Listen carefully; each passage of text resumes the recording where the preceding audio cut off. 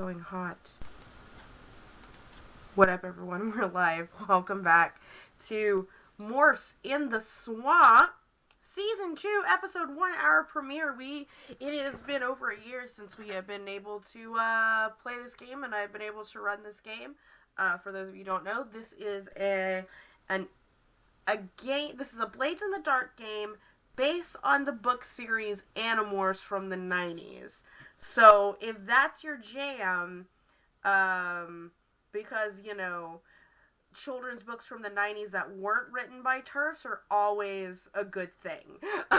So let's get started here. I want to introduce our players and who they're playing. We have most of the returning cast didn't work out for all 5 of us, and a new face today as well. So we're just going to go around, let everyone introduce themselves, their characters, and answer this question for me. It is 1998, homecoming season, the fall.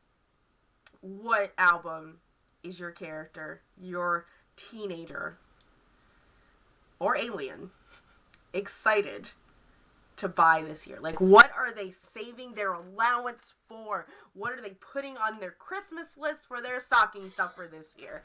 And we are going to start with Ollie. Hello. I just say my name and the album, right? Yeah, and your character, yeah. Yep. My name is Raul Alejandro Gonzalez Rodriguez, but everybody usually calls me Ollie. And some people have taken to calling me Lycus, which is a lot of fun. And my character is Javier. He's something. But he's mostly excited to get the angstiest album that I can think of from Placebo in 1998. Because that just feels right. That feels very, yes. Boy doesn't like sharing emotions. Let's get angsty. Right. Okay. Next up is me. Yeah. I am Anna, aka Archival Dust Bunny most places on the internet, queer and trans advocate, museum worker, TTRPG streamer, and podcaster.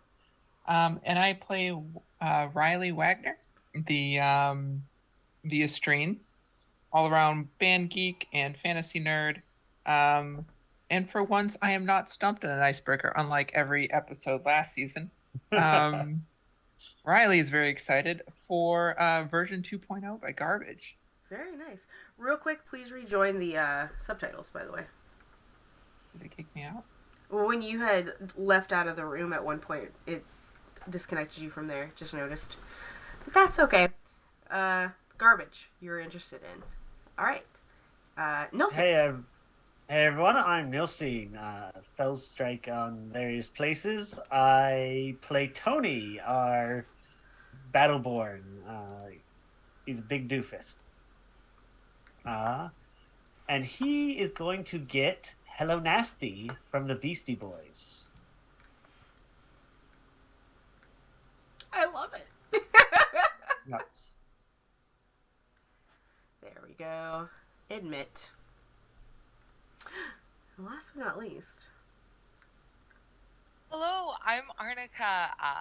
So excited to be here. I am going to be playing Ishret. Oh, how did I say I was going to pronounce it? So, y'all go, in the end, you will end up calling her Effie, but it's Ishret Eflilin. See, just call the bitch Effie. Just call her Effie. And while she is not yet familiar with the human concept of the CD, as soon as one is played for her, you see, it will be Corn's Follow the Leader. Because those bagpipes, I can make a noise like a bagpipe. I've just decided that it's canon now. You're welcome. I love it. It's canon that she likes bagpipes. So, same here. Hey everyone, I am your storyteller, an Animorph connoisseur, Val. I'm she, they, it kind of person. As far as me and like what album like I definitely was dying for, because I had heard this like the first song on the radio, it was Americana by The Offspring. Was just like, and I know 98 is pure Goo Goo Dolls, and Iris is my favorite song of all time. Okay, we know this. Like, this is a meme at this point. But Americana is life changing. So, I would say Americana is the reason I am now into pop punk. So that's what got me there. Let's say a couple of things before we get started here. I want to remind everyone that Animorphs is in fact a children's book. But this is an 18 plus channel. This series deals with some pretty heavy topics, including the trauma of war, child soldiers, systematic racism, ableism, there's some isms, and we're all here to tell those stories from the perspectives of the people that experience them, but I want you, your audience, to take care of yourself, because things will get deep. It will get violent. It can get intense, right? Don't forget Michael Grant jump scares. Thank you for. I appreciate that. By the way, everyone, this and this also particular scan is done by On the Forefronts. That is in chat and on Twitter. Please give them a follow and find this game on itch. This is a rules light game. We're playing it how we want to play it. Sort of deal. We might not even roll dice this session. We'll see. We probably will, because we do have to do some downtime. And on top of all of that, this is still a viewer-affected game, because I like getting paid to keep this thing running. The video that I bought cost me $75 to make the ad, so I'd like to pay for that. Like, sort of thing. It cost me an Adobe trial, which would cost me like $30 a month. But, like, if I would have just bought it, it would have cost me $75 for a 10-second scrolling video of a swamp. Like, but it looked cool, so I liked it. But you can affect the game with your bits, subs, and donations. I got my mods in the chat. You can DM Slowpool if you have suggestions, but for every 100 biddies that you donate here is a reroll for anyone here that rolls dice, which is not me. If you subscribe to the channel, you get to add an extra d6, which is always great in this particular game, because the more dice, the more chances that you don't fail. Or the more chances that you do fail. And I like it when the system likes it when this team fails, because the system just flourishes in failure. And on top of that is you can just donate money through Streamlabs or our coffee, and you can give me an idea. It's a sliding scale idea. It's always going to be at my discretion. I do not cross any lines, and I do not push any veils that we've all set up here. And if your suggestion pushes any of that, I will let you know, and we can work it out. Or I'll disperse it how I please. If you want us to not play this game anymore, that's $10,000. I'm just saying. And we can all get paid, and we can leave. We don't have to be live. Like, we could, there's 5 of us here. We can all use 2K. Like, just throwing that out there. Thank you, friend. Appreciate it. Our fell strikes. Sorry, I thought it was 4. I'm blind. Thank you, Nelson. Appreciate those gift subs. Just let us know where those are being dispersed. You also have access to the sheets, so you can disperse them yourself if you need. Without further ado, I'm gonna get started. It's been a while. What happened last time? Well, the crew decided that they were gonna get on a spaceship and save all of the high schools from a mass infestation of homeschool dances, because on top of this all being, a show about aliens and turning into animals, it's also a high school drama, and we can't have that. Y'all succeeded. Y'all were able to dispatch of the sub-visser that was in charge, that was controlling your guidance counselor, Mr. Kadir. That was something that you did. A lot of murders happened. A little bit of trauma happened. Riley was able to put blades on a jaguar, like herself. So some badass stuff happened. But, just because y'all are... Oh, they met the original Animorphs, who were also on this crew. And luckily they gave you a ride back to the undisclosed swamp in the southern U.S. that you live in, where your hideout is at. And things are about to go down. And what is about to go down is that Ollie. Yes. Everything around you freezes. The whole world stops. Except for you. Your friends are stopped. There's no birds. There's no rustling of the wind. Really is legitimately has stopped.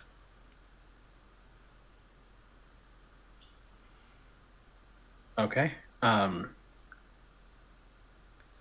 I think first thing I try to do is poke Riley, see if I can get them to move a little. You poke Riley and you feel her.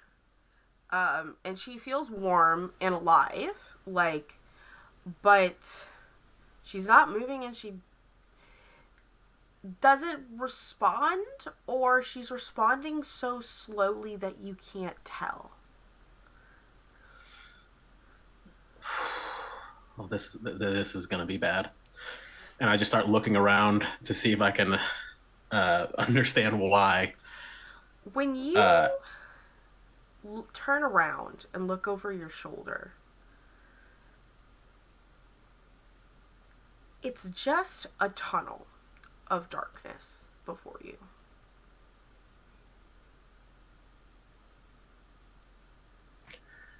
Okay. In that case, I go over to head lesbian of our group and take her knife. Just take the lesbian's knife. Gotcha. And gonna go in there, knife out. Mm-hmm. You walk through this tunnel, and you don't know if it's taking you too long or not long enough, but you feel this immense pressure, as if gravity is squeezing you the further that you walk. But the further that you walk and the harder it is to breathe, the more you know you can't turn around. And before you, in an almost very sudden, it's 5 o'clock, thanks. In a very suddenness, sort of like above you, this red aura shines. And you look up, and there is a giant fucking eye. A big old red eye. And unfortunately, the Lord of the Rings has not... I mean, the books exist. But if you have read the books, you would imagine this is kind of like what Sauron would have looked like in the books. But it has these veins and these neurons that are connected to this eye that seemingly just spread through this darkness. And it looks down on you, and you hear...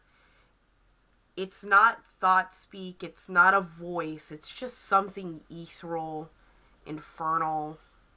You're not sure, and it goes, "Hello, Javier. It's good to meet you."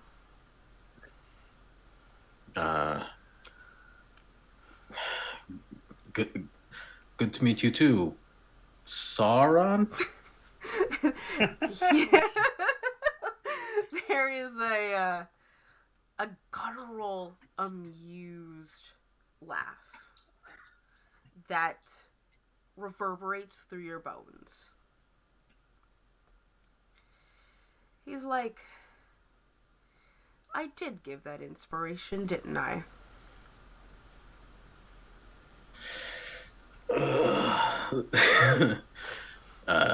I think this is gonna be bad for me.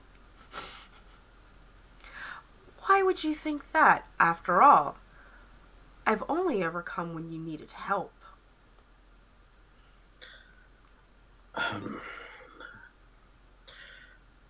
Okay, I've read enough of the books to understand there's going to be a disconnect of crypticness and I just want answers.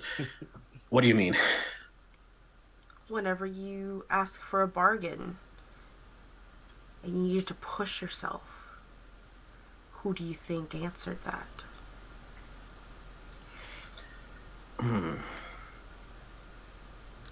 Okay, so you're like the devil? I did inspire that, didn't I? No. You can call me Crayak. Does it matter if I don't believe in you? It's like, Does that make a difference? no. Cool. Okay. Javier, you have caused me a bit of a conundrum. You see, I am involved in a very intense, universal, multi-dimensional game. And because of you, 2 of my pieces are gone.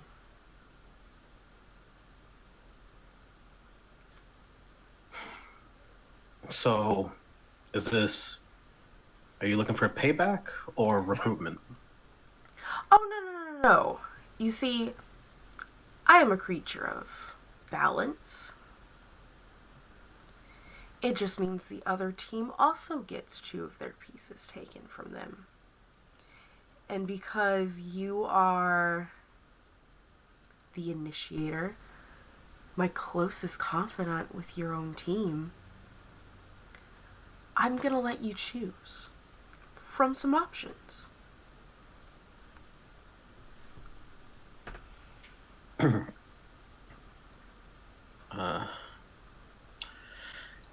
Oh, I have a question. Does this guy, how close am I to this thing?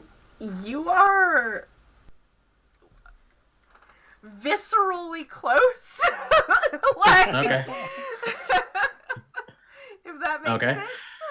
Yeah. Second question. Can I touch him? You can try.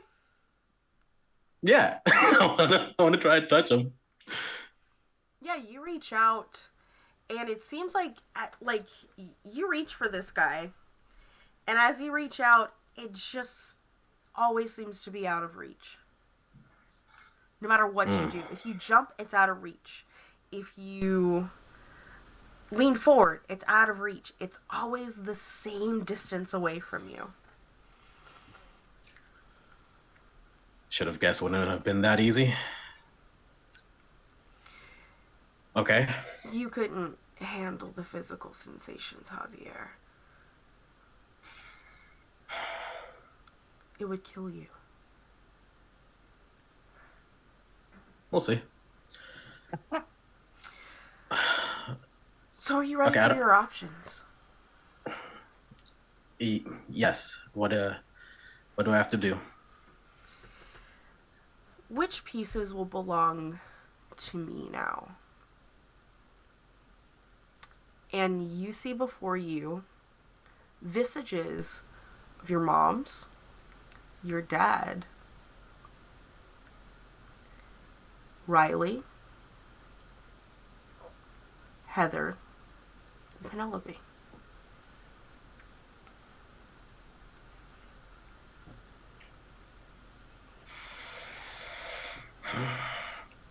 Well, what happens? What happens when they become yours? It means that I will move their pieces on the chessboard now.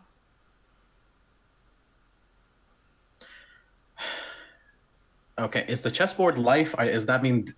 Javier,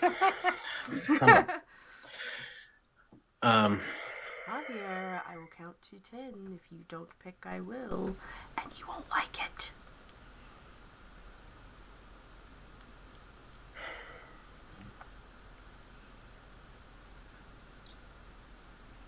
Okay.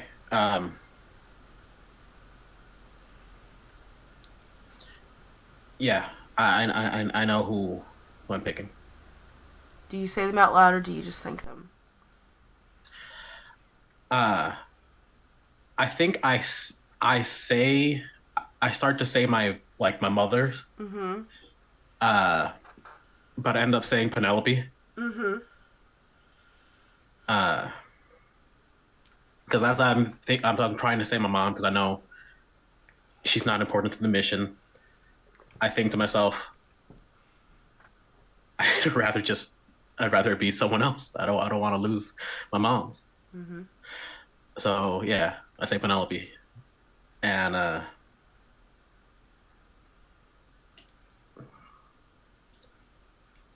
then I don't know where this other side of the chessboard is, but maybe it might be good to have more of our people on the other side, whatever that means.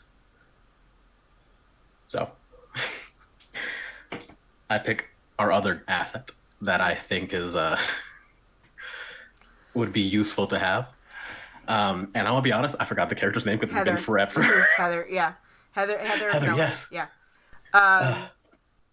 And with that, you're back in the forest with Riley and Tony.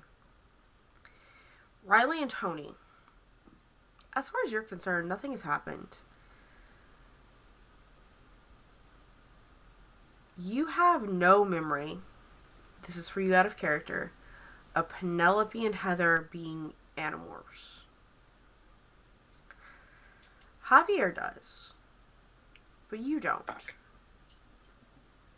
Javier, you remember everything that has happened, and in fact, your DNA that you require from Heather is also still there. And you are aware, Javier, that things have happened. And that's it. Fuck, I have to pee. So the three of you can talk amongst yourselves here for a second. As far as Riley and Tony are concerned, Javier might have disassociated for a total of 10 seconds. And in fact, he's poking you, Riley. Are you okay?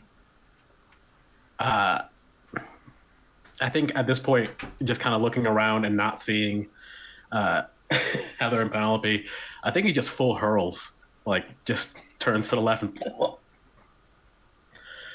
Yeah, I just pat you on the back, looking a little surprised that we're not on the spaceship anymore. Are you sure you're okay? Yeah. And I think I'm just gonna start probing without saying anything too specific. Is everyone okay? I mean, for a given definition, Alive, not in pieces, not missing. Yeah, I mean, the three of us are here. The other team, they took the ship and left. honestly, beyond feeling kind of gross, I think I'm fine. Are you okay?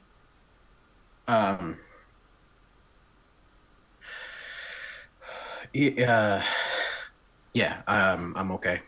I just made some choices that I don't think was very comfortable with on the ship.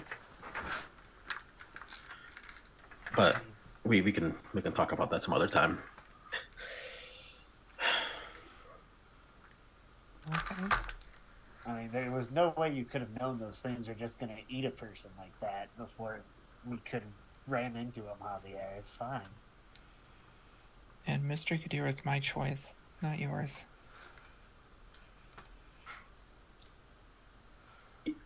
It's yeah.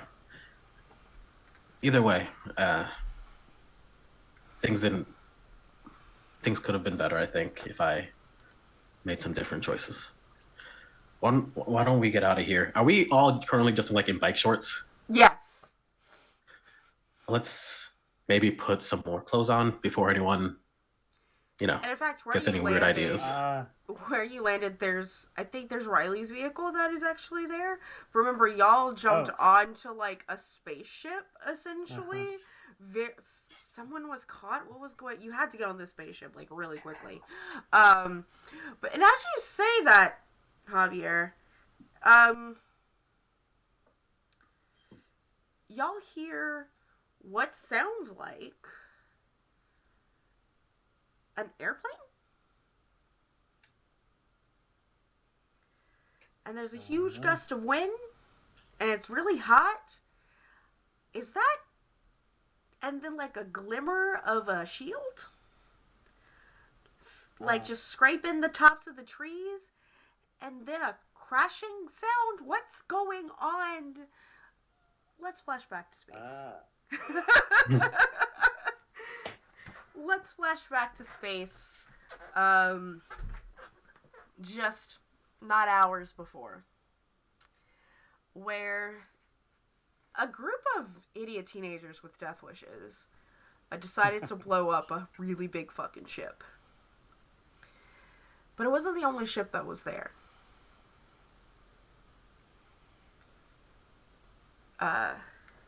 Ishrit, Effie, what are you doing in space, this close to Earth? Look, this is not my fault. This is my fault, but it's not my fault. It will be my glory. This is fine. This is fine. Look. Mm-hmm. Look. So here's the thing. The ship is not stolen. The ship is borrowed.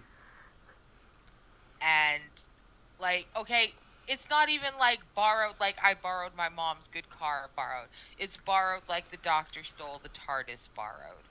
Because I have also stolen a junker. Mm-hmm. I managed to get this junker like almost 2 years ago our time. I've been slowly working on it because I deserve more than what I have is the thing. Yeah. You do not. I'm brilliant. I'm big.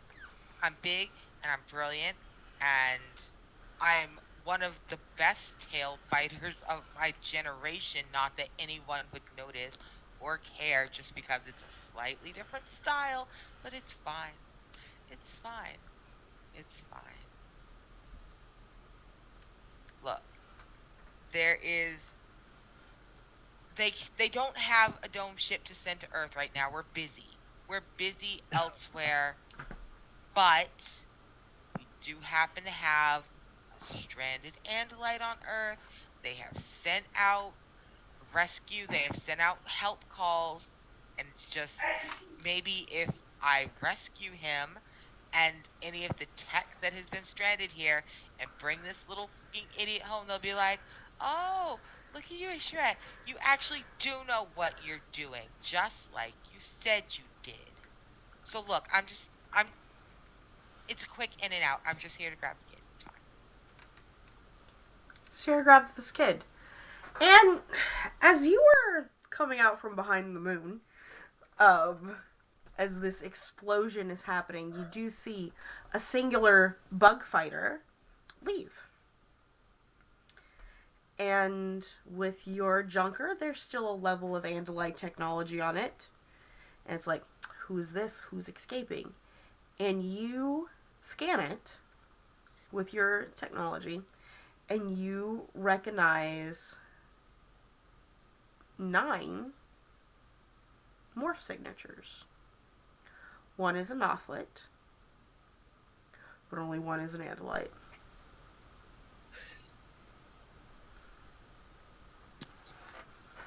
Alright. I'm absolutely not having an eighth of a nervous breakdown because, you know what? I'm cool. I got this. This is absolutely not fucking zero all over again. This is fine. This is fine. This is fine. You know what? You know what? They should have sent somebody the first time. Back when I said, ooh, Maybe someone should go pick up that goofy ass little kid before he panics and does something stupid. He's panicked, he's done something stupid. There are way more of those gross little fucking pink monkey things than there are yerks. Are you kidding me? What happens when those things get loose in the universe? Oh my god. It's fine. It's fine. I'm fine. It's fine. I'm gonna go get him. I'm gonna go get him. I'm gonna go get the tech, and I am gonna fucking tell. I'm gonna call. I'm gonna tell. No, look. No one can be mad at. No one can be mad at me when I'm like, you don't understand. You have to send 3 dome ships. They've given. This is way worse than the Yerks. Short. Look, it's all gonna work out well for me and terrible for him, which is just fine because he's like 2 years younger than me. Why is he in the academy and I don't make it? It's fine. As you This were is a great having plan. this internal conflict, trying to lock on to the signature of where this kid is landing this bug fighter on Earth,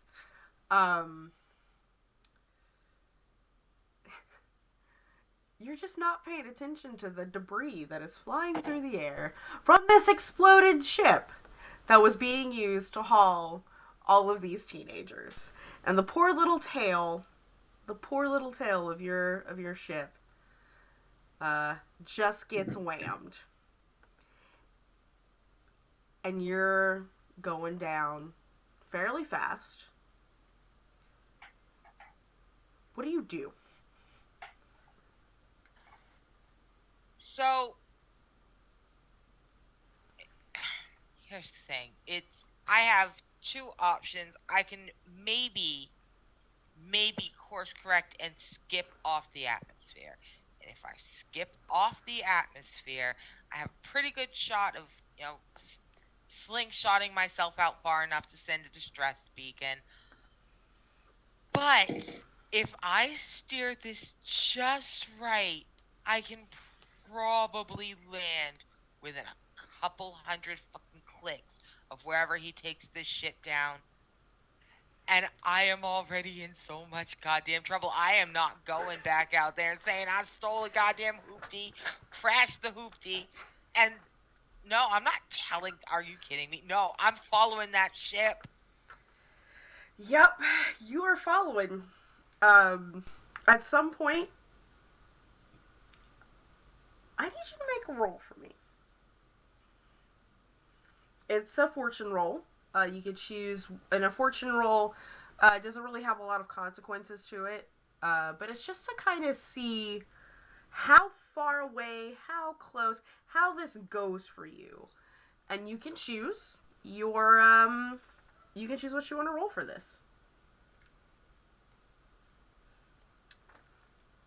You can choose the best thing. So, for driving, finesse is usually how it works for operating vehicles. However, I would also say a tinker roll is appropriate, but if you want to roll something else to figure out where you're going to land, that's on you. So I am going to go ahead and roll tinker. I'm going to say that I desperately whip my tail around so fast that if you were not looking, it would be hard to notice that it doesn't look quite what you expected, and smash the console open on the front of my ship to see if I can hard rig a hard manual follow. Alright, so a fortune roll. I got 2 in tinker. Yep. So I'm just going to roll 2d6? Just roll 2d6. And what is your highest roll? Alright, my highest roll is a 4. A 4. Okay, that is a success with consequences. So you are crashing. You're crashing in the right direction, but you're crashing. And because of the way that you're crashing, you don't necessarily catch up to this poor child that you've been hunting, that you've been looking for. And in fact, there's even at one point where there's your ship still going down, and his ship has already moved. and you know you can't follow. But you're crashing. Wherever it's at, in this wooded, earthly land, directly into a swamp. You're still cloaked, luckily. So you're not worried about being found out as far as Earth technology is concerned. But you land in wetland, in marsh, and you crash, and it's loud. It feels like an earthquake for the 3 humans that are on the ground. And this is where we're going to catch up with the 3 of you. Y'all hear this thing crash after you noticed it. As far as y'all are concerned, it might be about 2 miles down the road from y'all. Just trajectory-wise. Effie, your ship is filling up with water real fast.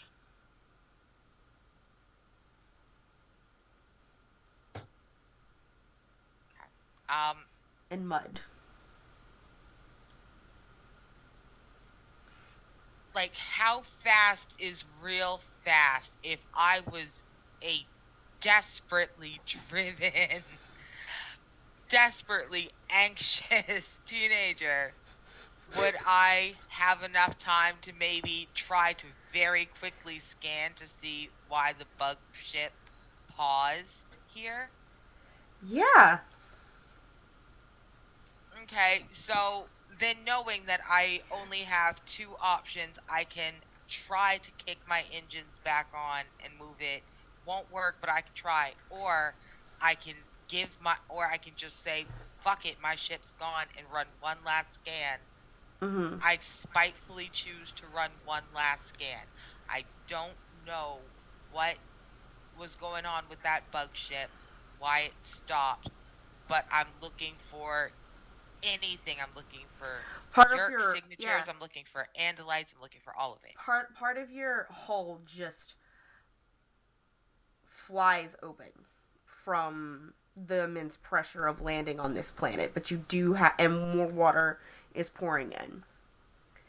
And it stinks. It's slimy. It's kind of gross. But you can do one last scan, so go ahead and that's. I would suggest that as 100% a tinker roll. So you could argue study or hunt, but for the best effect, it would be tinker. All right. And just to kind of let you know, if you want, there are some options here. If you want to push yourself to add an extra d6, you can do that. You would take 2 stress, or you can make a devil's bargain. And you will get the bargain, and this is also for an extra d6. You can technically do both to get 2 d6.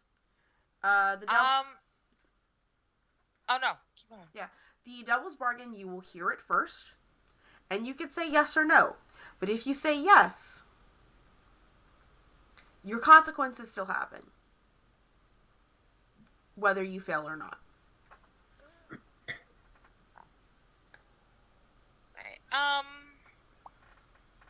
I'm going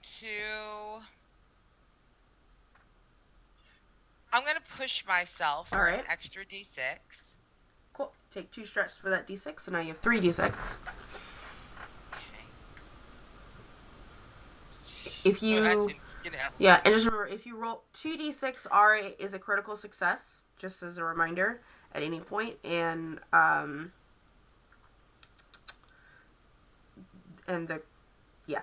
it is considered a critical success in the system, if I remember correctly. Yeah, this is definitely not a critical success, my friend. I got a 3, a 2, and a 2. Okay. It does not. You go there, right? And things are wet and damaged, and nothing can send out. Nothing. The ship's gone. And in fact, it's not just gone. It's out there. and it's open, and the cloaking has failed. And on top of that, you feel something boop you on your back leg.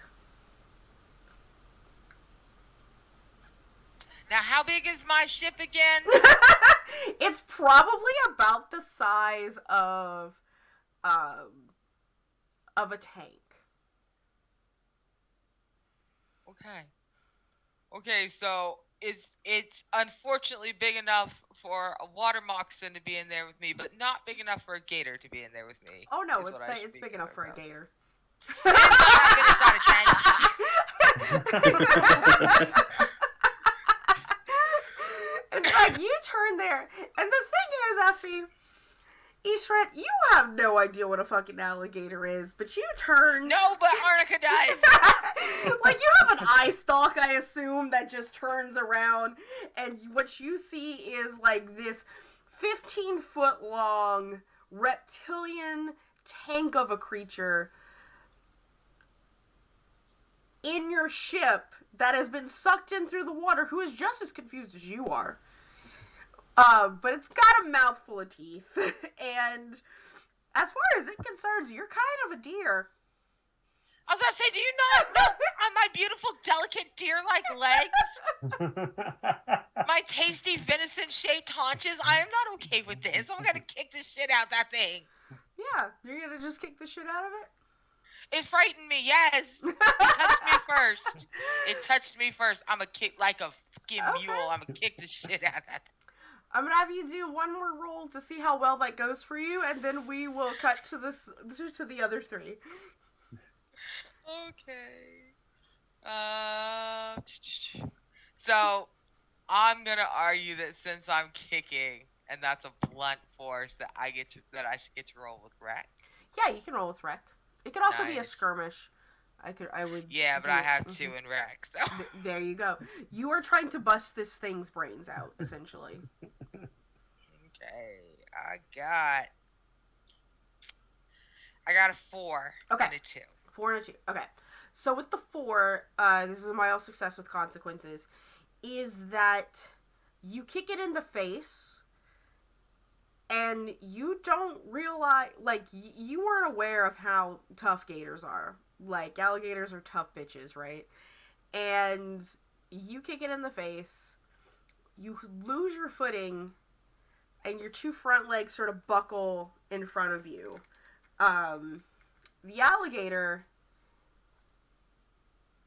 sort of rears back and shakes its head,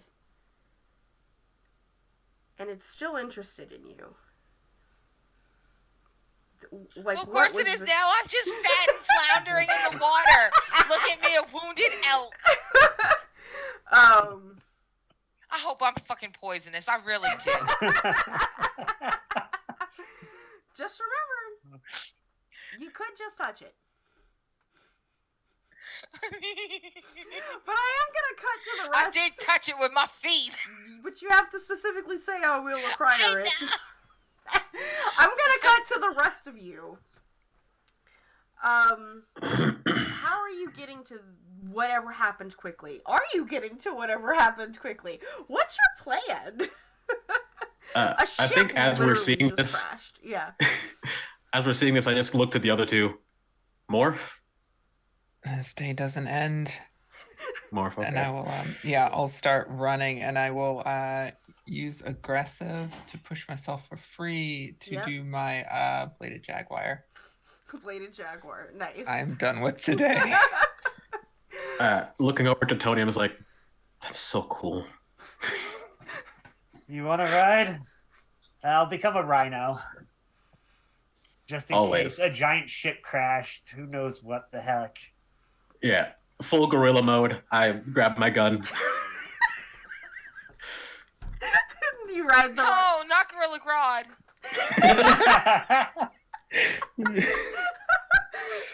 Gorilla on a rhino with a gun. Could you get better than that? Yeah. And a bladed jaguar. All right. Oh, this is good. Go ahead and someone just roll me. In fact, I'll have Riley just do me a fortune roll to see when y'all get there exactly, if you don't mind. And you could use a skill or just roll 2d6. If you have a skill that you think would help you add something to get there a little faster, that'd be cool. Finesse. Yeah, absolutely. I'm dodging through trees and trying to get there quickly. 5 was the highest. Okay, so success with consequences. You get there, and you get there as the cloaking fails on this ship. It doesn't look like a bug fighter, but it is a spaceship. And because you're a jaguar and you have phenomenal night vision, you see a flash of blue. It looks like Axe. You just met Axe, and he looks a little like Visser 3. A flash of flailing blue in the water, and an alligator, like being nosy.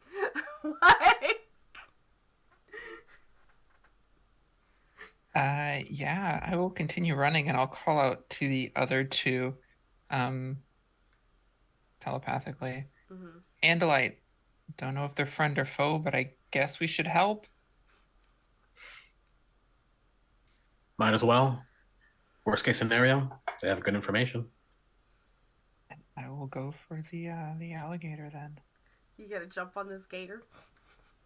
Yeah. Okay. My usual jaguar finesse moves Are to try and fight it without getting bitten. Yeah. Are you trying to just get the gator to leave, or are you trying to murder it? I would love to acquire it, but that doesn't seem possible at this point. It's not. You see, like, you could just try to subdue it. It's like I'm asking you. Yeah, I'm gonna try and subdue this thing, because if it does bite me, I'm covered in blades. That is true. It's gonna regret it. It's gonna suck for me, but it's gonna regret it. So I am going to try and subdue it. Trying to think of the best way to do that. An alligator. Would I know? So here's something that's very interesting about jaguars. One of their favorite prey animals is called a caiman, which is just a smaller alligator. In fact, they're one of the few animals that can actually crush the skulls of these animals because of their jaw bite. So I would say, to access that information that your jaguar has, might actually be an attune roll. I have, Bless this you. is something I've done before, and I get, I don't remember, I think I get an extra 2.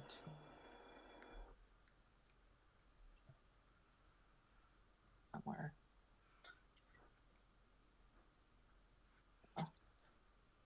Yes, so I will kind of pull the jaguar's mind forward like I've done in the past for hunting.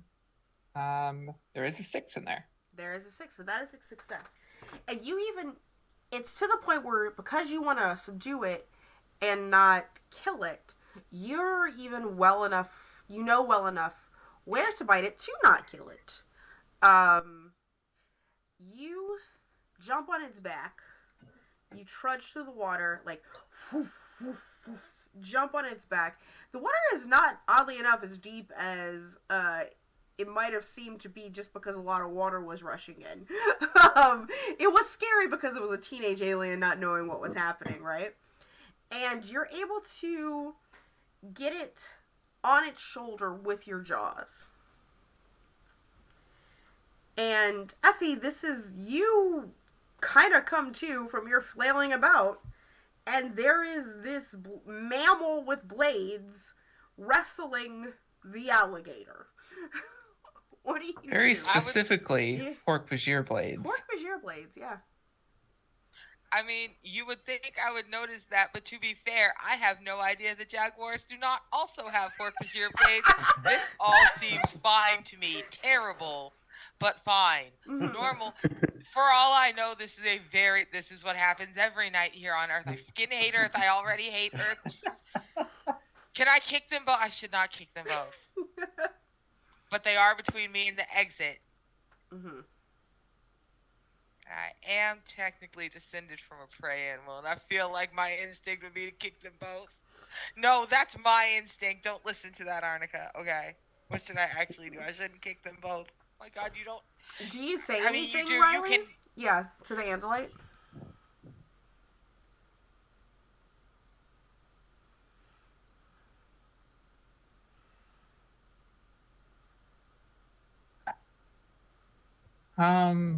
We don't know because we've seen 2 Andalites. Yeah. One has been a Visser and one has been a friend. Yeah.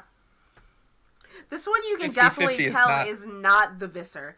She, like, it's a much more, even in the fill, like, you can notice it, it's a much more slender build, because the Visser, like, his Andalite host is very intimidating, and it's, like, a big old male, right? Like, even compared to Axe. And, you know, Axe looked like a gangly teenager, and this one kind of just looks like another gangly teenager. Okay, yeah, then as I bite down on this, I will say so that everybody can hear, my friends included. Please don't kick me. Are you friend or foe? Who are you? God, I have to pee again. Keep going. It's fine. I'm fast. So, Effie freezes.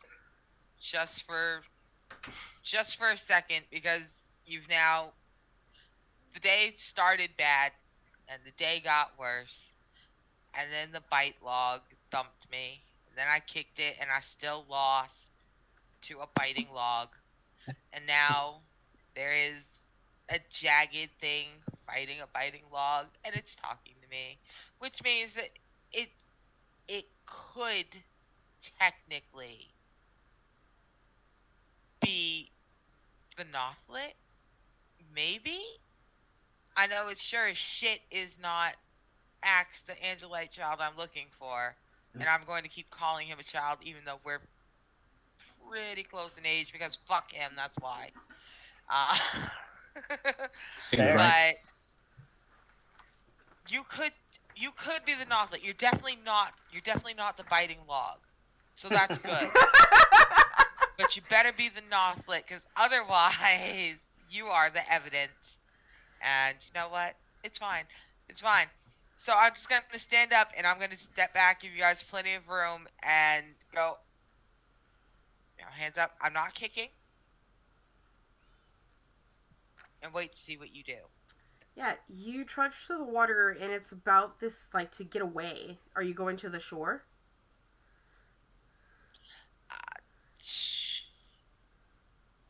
I'm going to the closest bit of land. Okay, cool. The alligator is thoroughly distracted by something not you, because all of a sudden this alligator is like, shit, am I prey?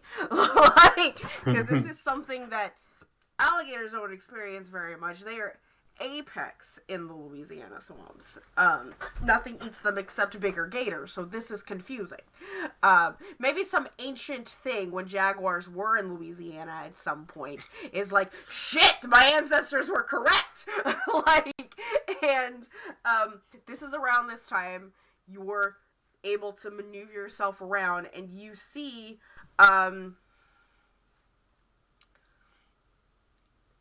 it's a gorilla riding a rhinoceros. You don't know what a gorilla is, you don't know what a rhinoceros is, but it's what's happening. But I can still tell it's incorrect. Yeah, you might also be able to recognize the alien gun that I'm wielding. He is holding a Draken beam, like which is a Yerk weapon, which is a U weapon, because technically the whole reason Yerks have Draken beams is because your people gave them that technology. I'm sorry. You know what? I take offense to that. My people didn't do nothing. One soft-hearted fucking sucker wandered off in the middle of the night. He's like, I'm gonna go help everybody. I'm such a... Okay, great job. Mm-hmm. Good. Perfect. no notes. It's fine. It's fine. There's a thing. There's a thing on a thing. They don't have blades, but they have Dragon beefs. It's fine. I fucking hate it here. I fucking hate it here. I want to, you know what? I don't want to go home. I want to drag that little boy back by his fucking eye stalks. This is his fault. This is Axe's fault. All of this is Axe's fault. My eye starts to tick. Both the one in my head and one of my eye stalks just starts jerking a little bit. No. The two of you see the Andalite, like, trying to... It's so swampy, and it's thick and muddy, and, you know, she's having, like, a hard time trudging through it, right? And Riley is wrestling an alligator. So... I think I would get off Tony and ask him, can you keep an eye on them? You feel comfortable with Tony's that? a rhino, and rhinos are blind. Can you make sure they don't run away? That's...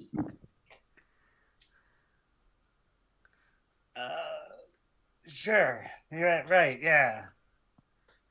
Then I guess I'll talk to the Andalite. Mm-hmm. Hey, stay there, or my friend here will stab you with the big sharp thing in the front of him. Okay? We're not going to hurt you. We'll be right back. And I think I'm going to try to help Riley. All right. So as you approach Riley, who is latched onto a gator, you know, the gator doesn't know what to do except for the gators that do one thing. And that's a death roll. So this is actually going to be a resistance roll on your end, I think, for your body, Riley. I will allow the help action from Javier, though.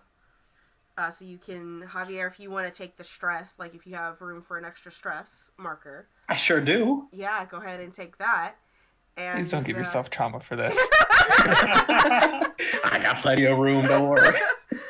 To give that extra body yaddy yaddy roll for Riley. To see what happens during this death roll that this gator wishes to perform.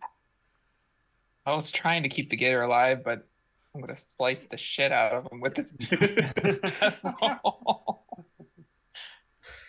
Gator started it. There's a 5. There's a 5. Okay.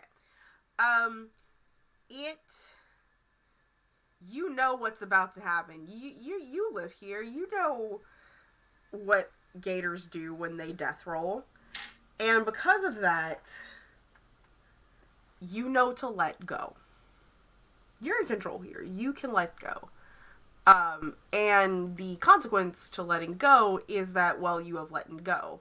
I imagine that the help was...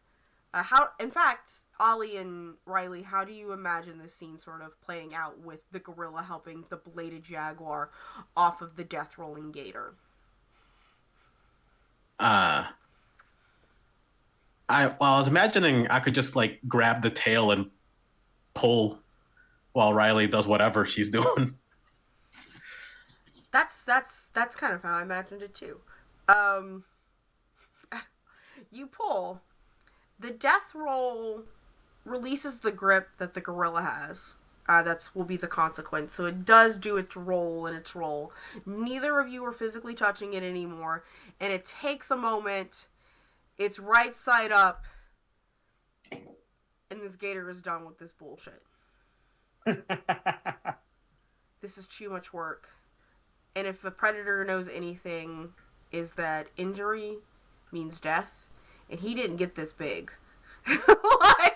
Because he made stupid decisions in his life. So he's gonna leave. He lives here. But he's just gonna...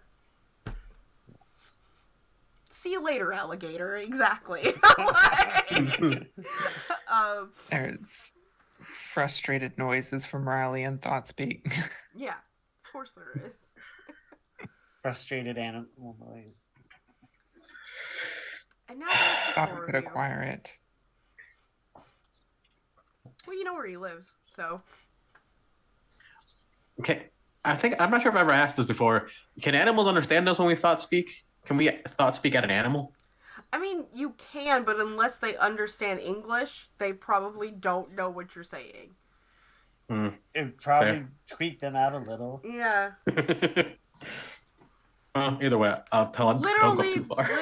Literally, this alligator has a lizard brain. I don't like. I was just curious. I never. It is several million years old. Like, the jaguar only speaks Spanish. Hey, that's a colonizer language. That jaguar clearly speaks Mexican. Okay, like. I was just curious. I mean, you could try. You could thought speak at the gator if you want. Like, I don't know if it's gonna do anything, but no one's stopping you. I will turn and boop Javier's leg with my nose, and then turn back towards the Andalite. Ah, so that was cute.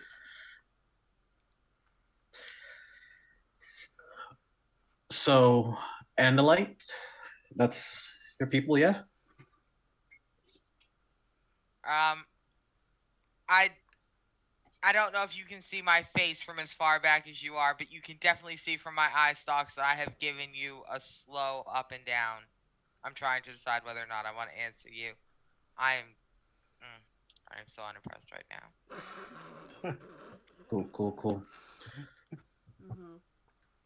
Mm-hmm. Are you here to conquer the earth like everyone else? And so my tone of voice when my thought pattern for the first time really kind of clears through to everybody is very fast. It's absolutely high strung. It's super anxious, but is also ridiculously condescending as it goes. I still haven't figured out why anyone's tried to conquer it so far.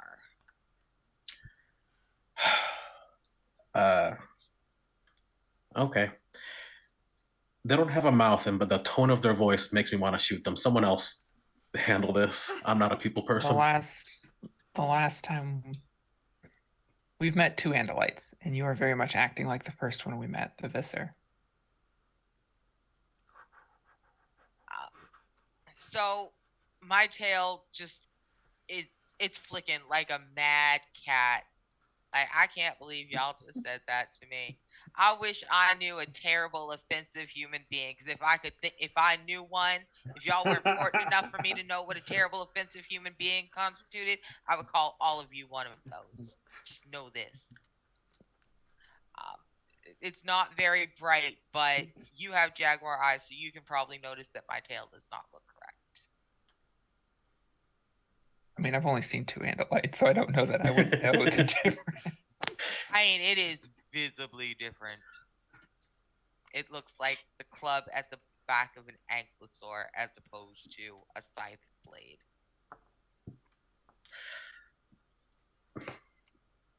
Why are you here?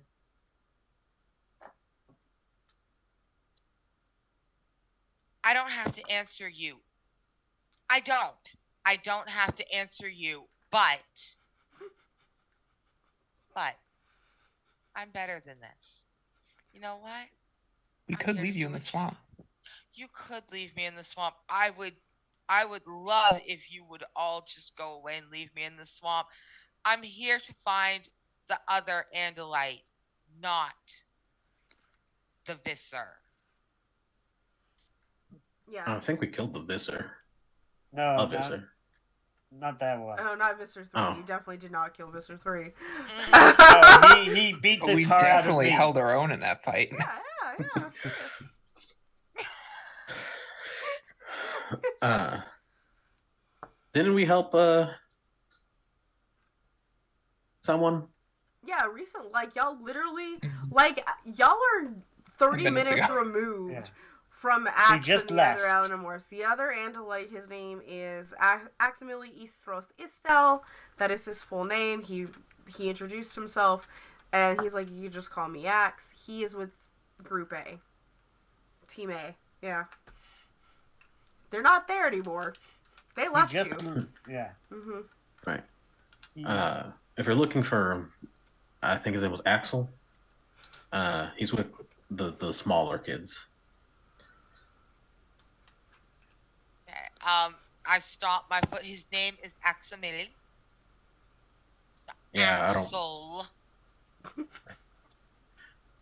really don't care. He calls himself Axel. Get it. Next topic.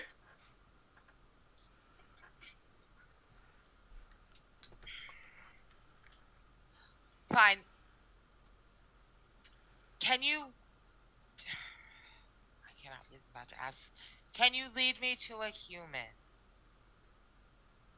Yes, right here. What do you need?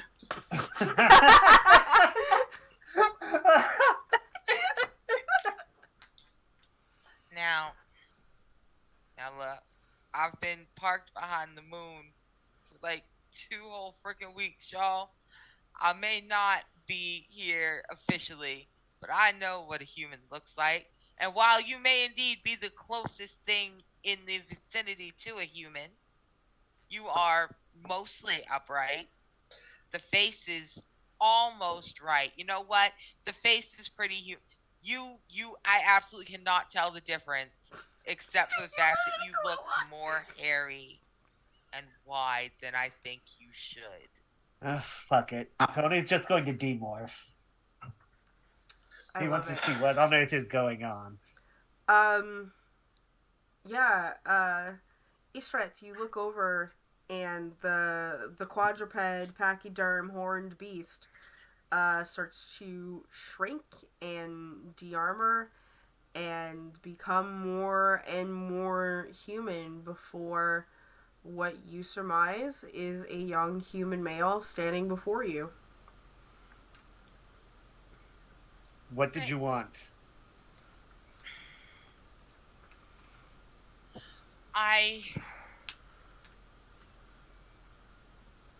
None of you seem very important is the thing.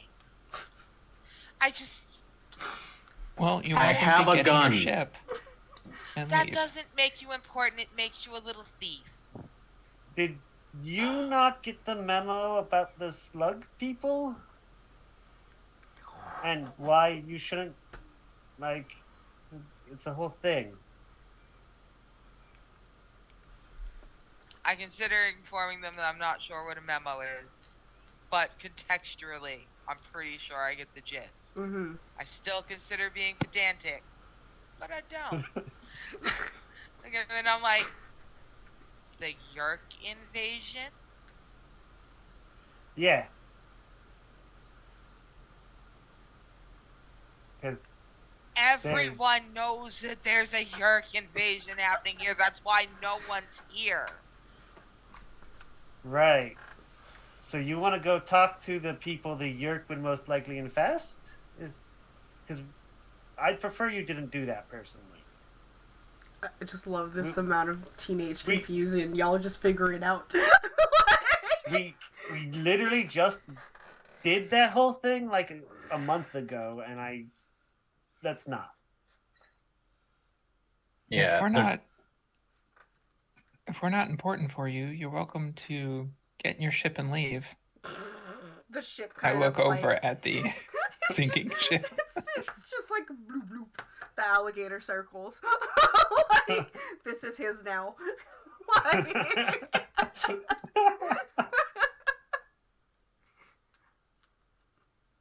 I'm gonna stomp 2 of my little feet.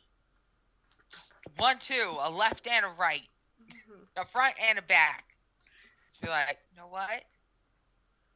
I will. I can't. I have to find.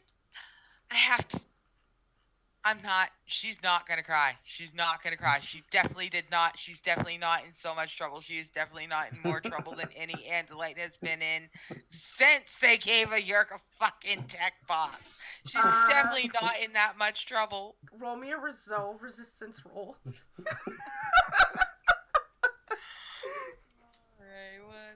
So the resistance roll under resolve would be any amount of the gray boxes you have ticked out is how many you have there Alright. in their resistance. I got Guys, I can't tell if they're being resistant or if they're just bad at this. They're kind of just being a They're brat. just fucking bad at this. Their best score is a 3. They got a 3 Oh, and a you 2. cry. Oh. Like from all Ooh. the eyes that have tear ducts, you cry from them. Like- Riley- Just so y'all know, y'all have now bullied a lost alien until she's crying in the dark in the swamp. Shame on all of you. We She kind was of bullying have a us. way to contact them if you are like a little less impatient and don't go into town like that. We can theoretically help you reach Axabadu, whatever you said his name was. Millie. That little wimp. Yes, that. Well, I mean, we could contact someone who knows him. I don't think we know his AIM thing. His AOL instant message, yeah. Well, I don't even know what the point is. Now we're both stuck here. Look at my ship. And it just oh Lord, it looks like Luke done picked it up and dropped it twice. Another piece of the hull just falls off. Do you know how to repair it? I do, but it'll take months. That's better than nothing. Yeah. Or would you rather just be stuck on this planet no one wants to be on, apparently? If anyone wanted to be here, you would have visitors. I'm gonna shoot into the air. I'm gonna need you to calm down just a tiny bit. You've had a very long day. I'm a step sideways because he shot a bird, and I'm gonna watch the bird. Oh, no, the bird is actually take on me. Oh no. Just a crow just falls. Okay, I feel kind of bad about that, actually. Oh no. Alright, so cool. I don't like you. I kind of like you. I'm gonna go stand with the rhinoceros. It's fine. This is fine. I definitely have decided who the leader is. It is obviously this calm and compassionate one who understands what's going on Oh God, and no. knows how to talk to someone. I get that a lot. That one is correct, but the rest, though. Look, point is, we're willing to help, but we're in the middle of, kind of an invasion, so you're gonna have to help us, mutual, and all that.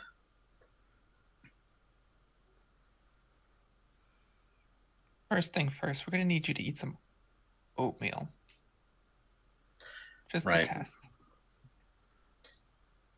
I don't know what an oatmeal is, but I already can tell I don't like this.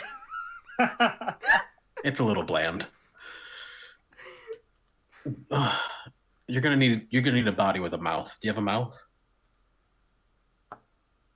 That is the rudest thing anyone has ever asked. Get used to it.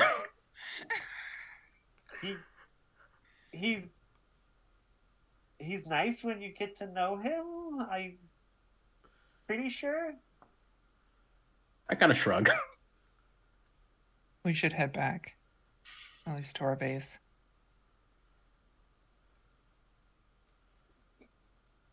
What time is it anyway? It's like 1 o'clock in the morning. I'm gonna get grounded again. God damn it. Yep. The car's still at the stadium. Oh, lovely. I think I'm gonna offer. Sorry. I think I'm gonna offer Tony a piggyback ride. Just like, I'm still morphed. Might as well. I ride on you all the time. Might as well. Sure. I love. As y'all clickety clack back to the, to your base, with a new person in tow. We're gonna go ahead and take our break there. We will take a 10 to 15 minute break, y'all, and we will be back to see how this unfolds. So, see you soon.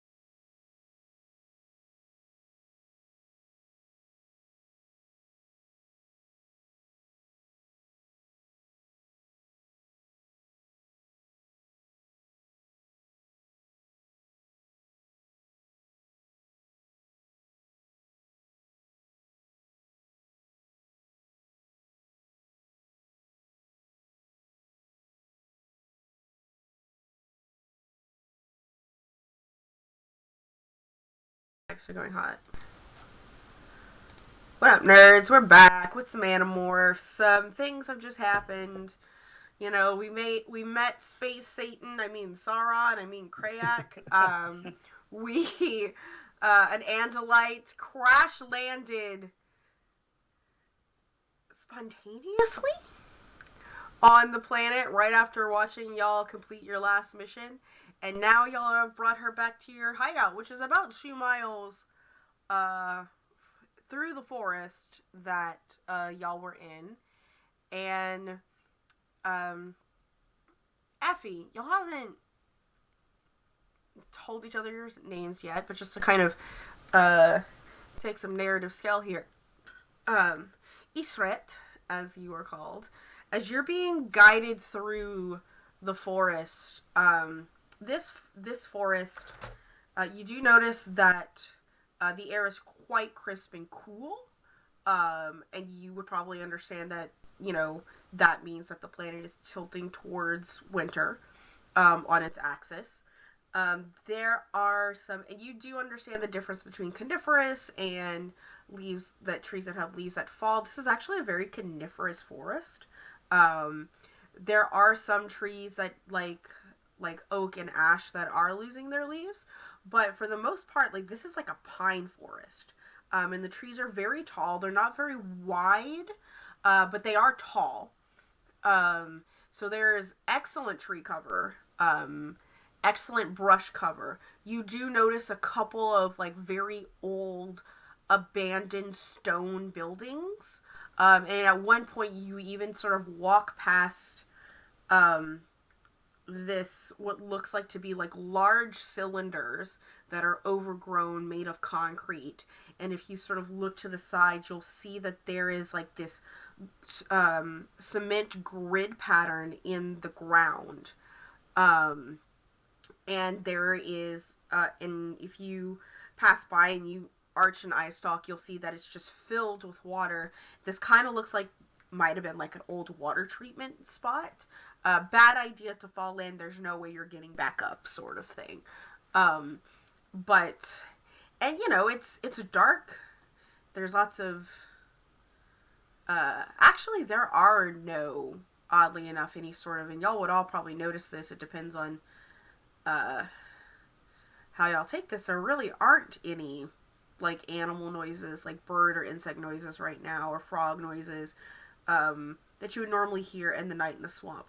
The air is very, as chilly as it is, it's also very humid, so you've got that heat, that cold wetness that is sticking to your fur and your skin, and it's just a little sticky and uncomfortable, right? The environment, and that's where you're being led. It's sort of this, where the hideout is, in the middle of the forest, is this concrete cement, oval, like half moon shape structure that's dug into the ground, and there is overgrown steps or seats that look out into the pulpit. It's kind of almost Colosseum-like. The rest of you know that this was just like an old amphitheater that was built into the ground, and this is a very real thing and in a very real place, by the way. And this is where you're led, and you see that there's somewhere in the vicinity, kind of parched to the side, there is something with a large tarp covering it, and this is Riley's station wagon, the emergency wagon that has been stolen. But this is the hideout. It is quite secure. Mechanically, it cannot be found. So,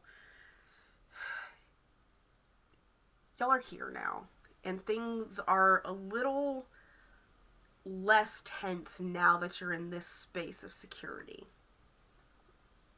Commence.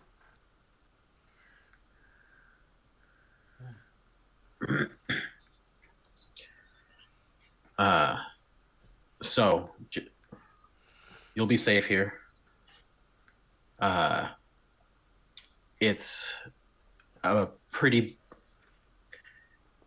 There's a lot of Yerks in our community at the moment, so I wouldn't really trust anyone who isn't one of us, at least for now. And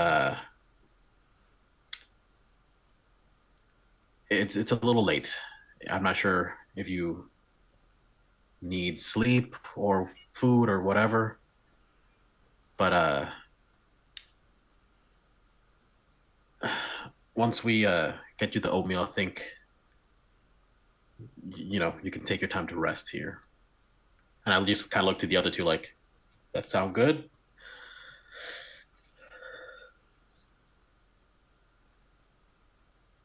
Sounds like the only plan we have. Oh my god. Do we have any oatmeal around, or we have to go steal some? We could, just get some without stealing it. You would know that there is probably, once you get onto the road, which is about a half mile from you, you would go up that road to get to a highway.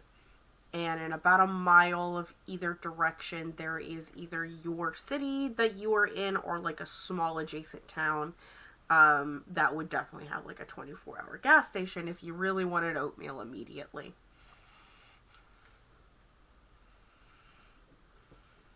I think it's imperative we assure that they're not compromised.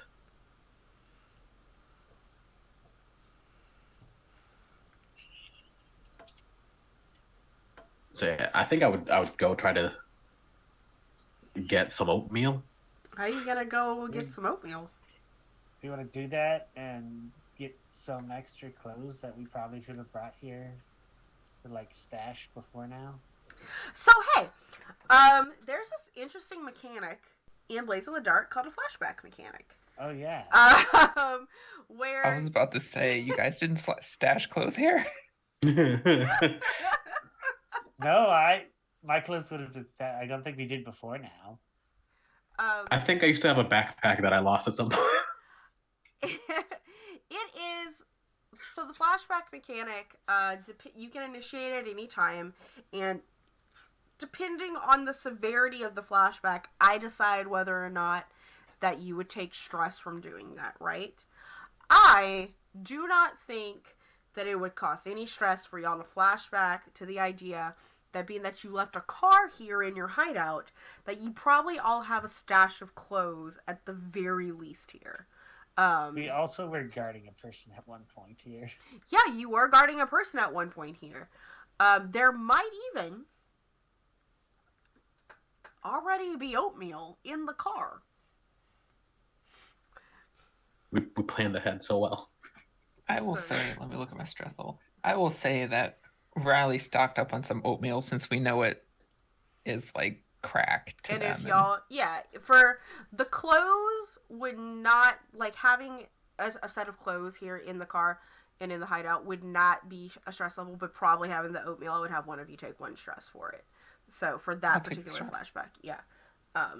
So there is oatmeal in this car. It's dry and plain. It's a packet, and remember, it has to be maple sugar. Maple and brown sugar oatmeal. Absolutely has to be maple and a packet. Just Quaker Oats. Instant. Maple. In fact, it's not even Quaker Oats. It's great value. Nice. Wonderful. Because, y'all are poor teenagers in the 90s. In the American South, so you get your groceries from Walmart or Super One Foods. Yeah. Well, yeah, if we're doing that and getting clothes, I guess I will head over there. I guess we're demorphing. Yeah, you know what? Yeah, and y'all can describe what y'all look like as you demorph to Effie. I mean, I kind of forgot to do that. Yeah, we'll go ahead and start with Tony. What do you look like? So Tony is about 6'2", and big, around 220. So stocky fella. He's a defensive in football player. So, short, blonde hair, like the buzz cut style, and he has a scar on his neck. Don't recall if I ever gave him. I believe he just has brown eyes. Been so long. Yeah, he's a brown-eyed boy. Mm-hmm. Yep. And he's a whitey white. The whitest of white. It is Anglo-Saxon to the max on this man, okay? Yep, exactly. Next up would be Riley, because she would demorph quicker than Javier would.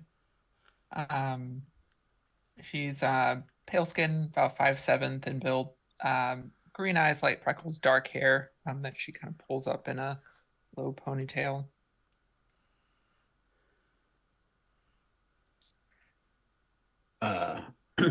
Yeah, I guess the last one. And not just because he's the slower to morph, I think he's also the most reluctant. Just like, okay, I guess we're gonna show you our faces. And yeah, he's I want to say like stock standard build for like a teen in this age. Like he does not look like he's put any effort into his body for most of his life. Sans the last 3 weeks. But nice tan brown skin, dark brown eyes, and just real lumpy fluffy hair.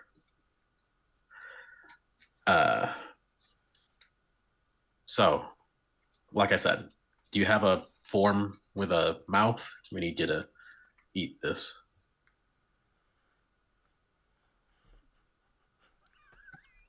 I do not. I don't, because, you know, I'm trying not to tell you guys that I don't have a form in the mouth because I've never needed to acquire a form in the mouth because I'm not in the fucking military and I don't leave planet. But trying to come up with a nice way to say it. I just, no, I don't. Who does that? That's fine. Take me.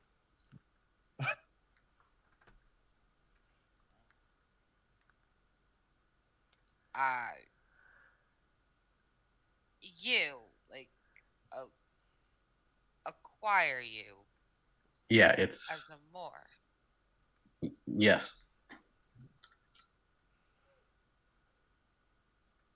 Look, we need this to happen more than we need decency or whatever the people talk about. Okay.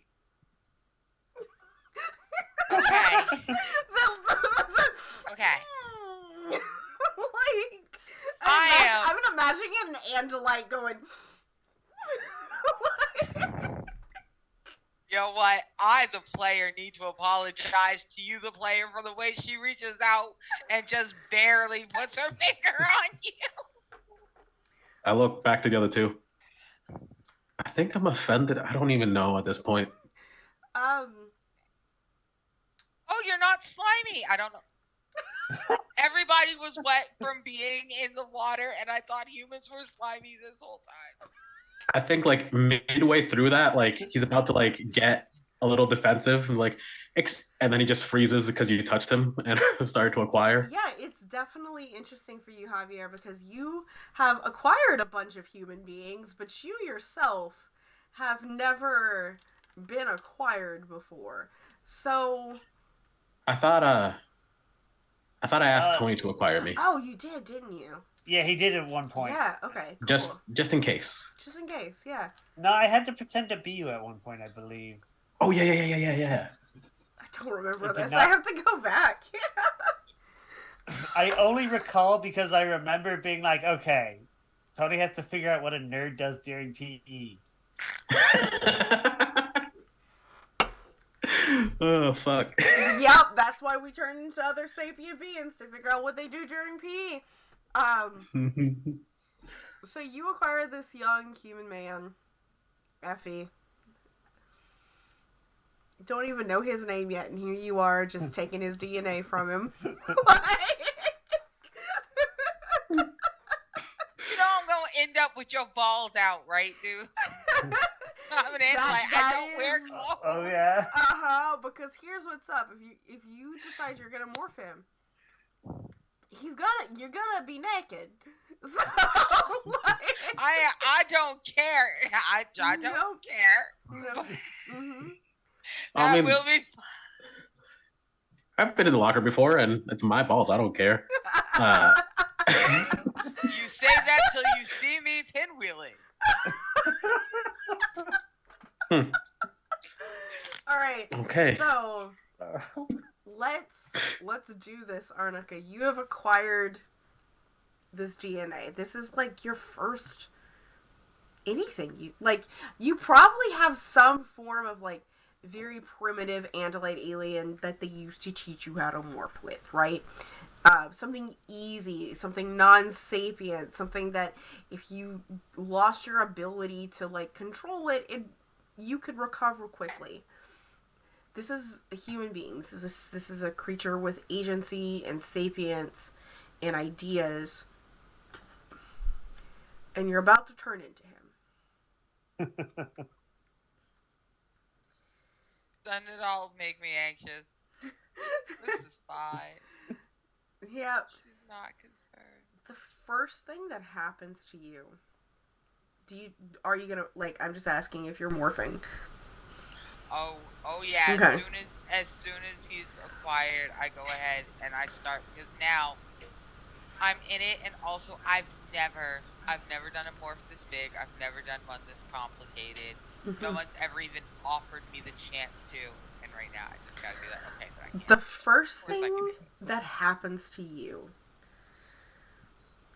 is your two front legs shrivel quickly into your torso. I'm gonna fall on my fucking shit on the You're able to catch yourself, right? Like, you buckle and you're able to catch yourself. And as you catch yourself, you feel your back two legs, because as a quadruped, as a centaur, essentially, those back legs, your knees, are the opposite direction. So you feel your knees crack into human knees. Those kneecaps into place. And around that time that they crack into place, your muscles and your tendons and the sinew of your body start to form a different type of muscle around your back legs, because as a quadruped, a lot of your core strength, a lot of what keeps you upright's not in the thighs. Ollie's thick. And that those muscles tighten and twist, and you feel now your spine starts to shrink and crunch and grind. You're losing vertebrae as your tail just insides. You're still blue at this point. And the next thing you notice is that your secondary eyesight fades.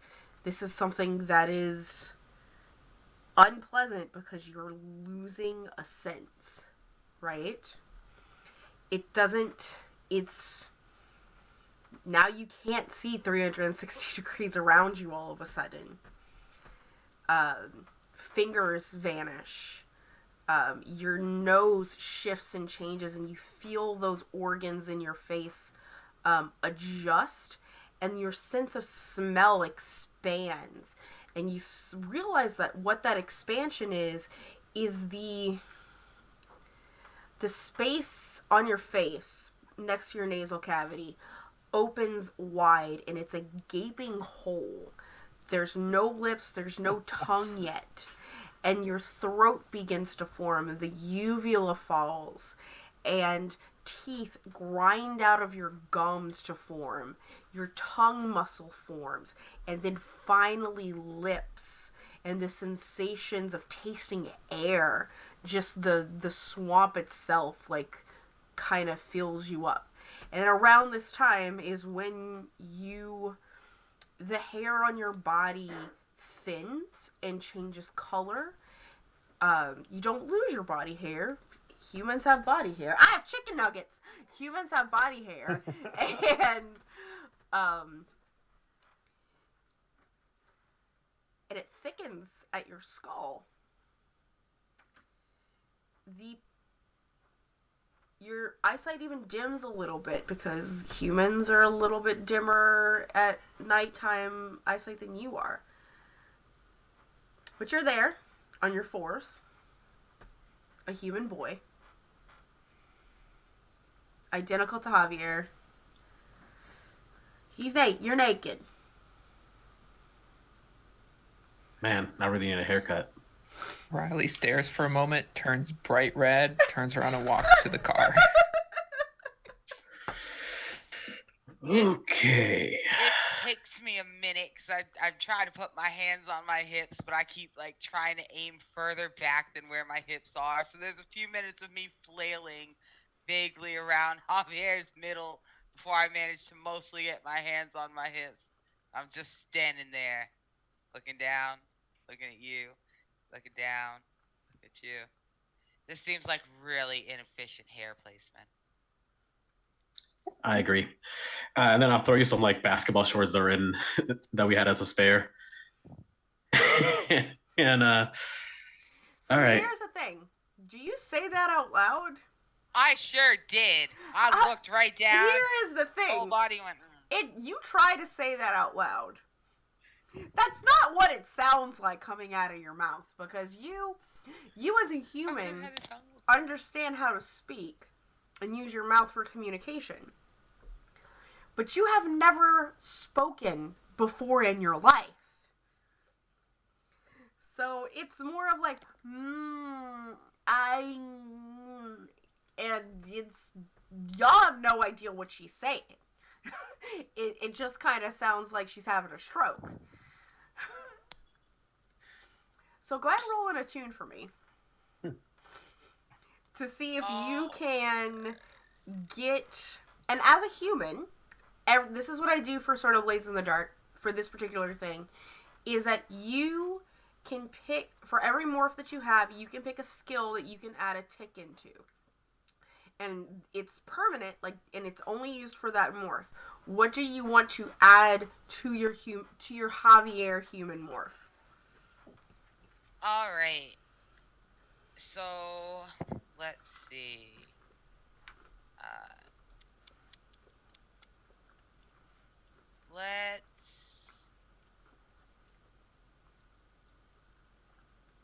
Let's go with command. Okay. Right. Human Javier has an extra in command, but you still got to roll a tune. To figure tune. It's a 6. It takes you a bit, but you're able to click into that.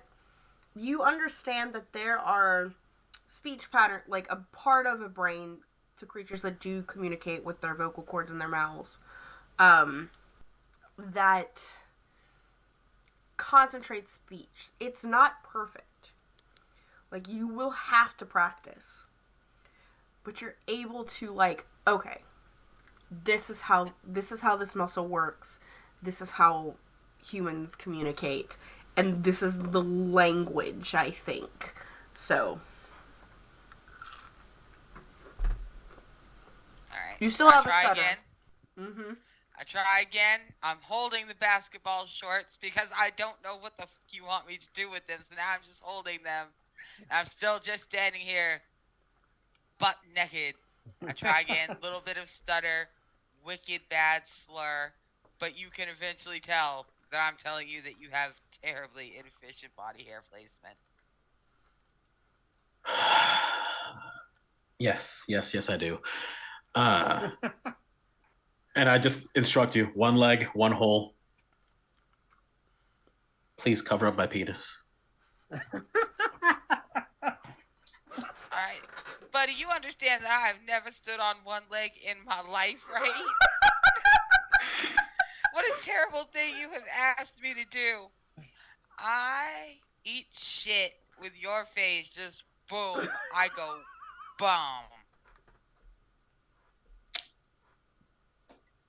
Honestly, not that much less coordinated. I'll help you get dressed and get up and all that. I just want everyone to know that I am extra awkward and unhelpful as Javier is trying to dress me. Every time I think he's like, okay, he wants me to lift. I move just one hip.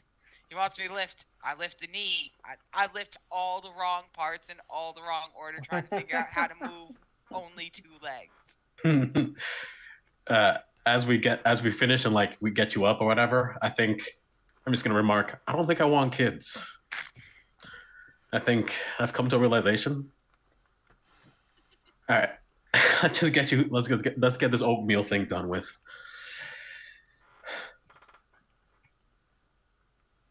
So I guess a bottle of water that's around. Do the mix. Throw it in the mouth hole. Yeah, you're just gonna throw it in her mouth hole. With the bottle and the water and doing the mixing.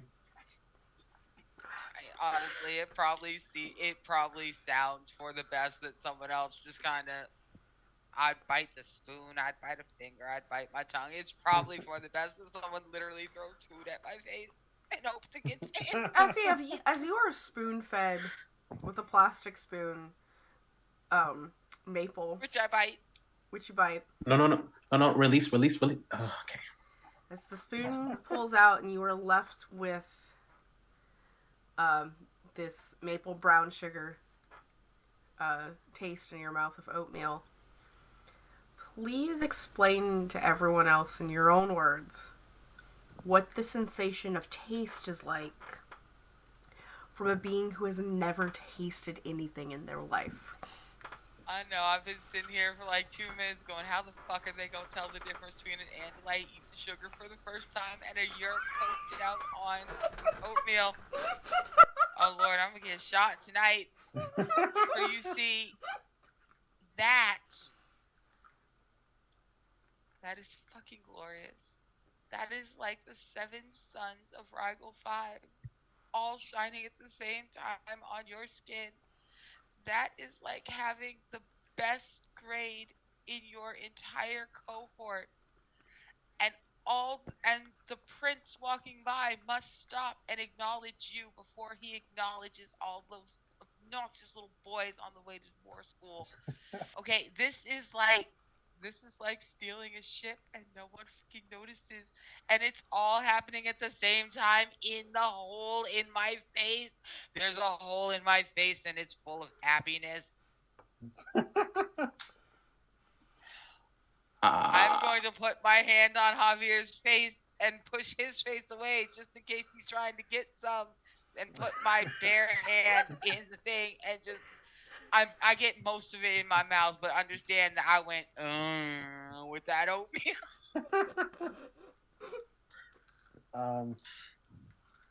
I think we should probably shoot him. This doesn't look. Riley steps back into the room. Oh I have yeah. not let We go can of always- Javier's face. We can always just wait a couple days. Yeah. Well, I think might this as well. was inconclusive. We'll need you to stay here for a couple days. Does everything on Earth do this in the face hole? Bring me all the things on Earth that fit in the face hole. I Bring you some understand why the pizza. yerks have attacked. Oh, I can bring you some pizza. Yeah, we'll bring you pizza What is tomorrow. that? I want that.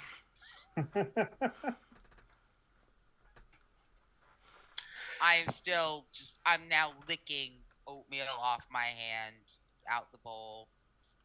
Just everywhere there's just, Javier, you are a mess. It's a good thing this is your face, not mine. I have disrespected it with oatmeal. Riley looks uncomfortable.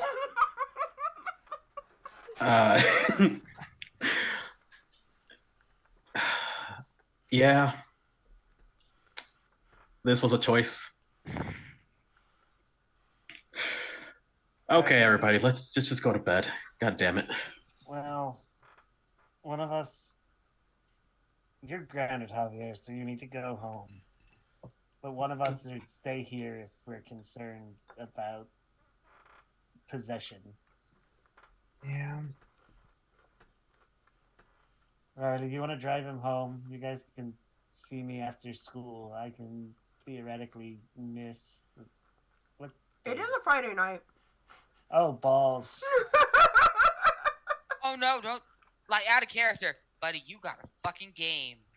You kidding me? It's You a Friday night in the missed it. fall. No, I in the know. I South. know. It's actually homecoming. No. Oh, wait. No, I can't do. Riley, do you mind staying here? I'm sorry. I mean, it's too late. The game is, it's 1 a.m. in the morning. It's 1 in the morning. Oh, I know. You missed it. Oh, yeah. You were in space. We did. Oh. That's Oh, right. I did too. I'm in the band. Yeah. Fuck. I should. I'm just gonna. Oh dear. I think I'll just stay here tonight. That sounds good. That sounds great. I always wanted to sleep in the dirt. Well, the car's available. Well, so how y'all gonna get home? Yeah, you need the car too. Didn't we have my rental car here? I don't know. Maybe.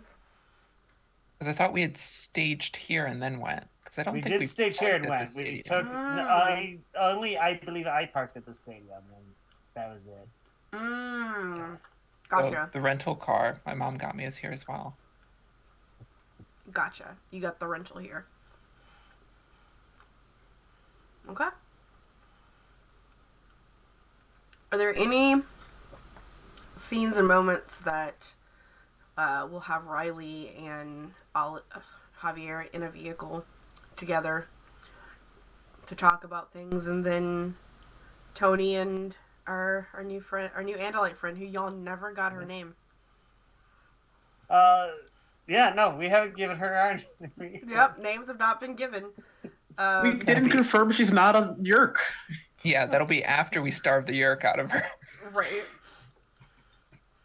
So yeah. What's the once we once we pull out, it could be useful to have an Andalite scene in town. It would confirm the Andalite bandit story that they currently believe. It would buy us some more time. Have I told you that I really admire the way you think? I appreciate that. I'm not sure. I'm not sure what I think of myself after today.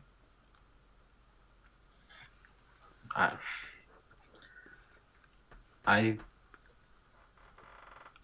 not gonna say we didn't do anything wrong, but I don't think we did.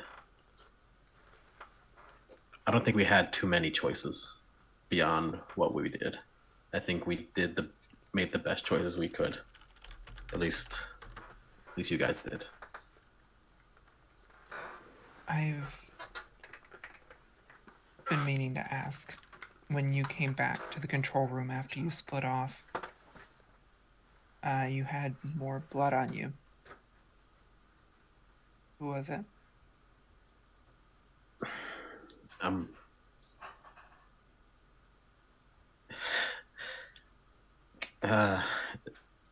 I know you. I know I can't really. This is doesn't really work like this. But can you can you promise not to be upset about this? I don't want to lie, but I also want you to like me. I killed Mr. Kadir. Yes. That teacher. She wasn't. I don't even remember her name, which probably kind of shitty of me. But just kind of mean to you a lot. Don't know if that was the Yerk. Doesn't really matter. She wasn't being controlled anymore, but she was pretty injured, and she was asking me to help. But there's not much I could do, and trying to help would have put the mission at risk. And she was certainly gonna die, so I asked if she was of any use, and when she wasn't, I made sure that she didn't suffer for too much longer. Unlike you guys, I just killed a person, like a regular person. It. So have I. I've killed 3 at this point. You killed 3 in battle. You were in the midst. Our encounter with Mr. Kadir was not a battle.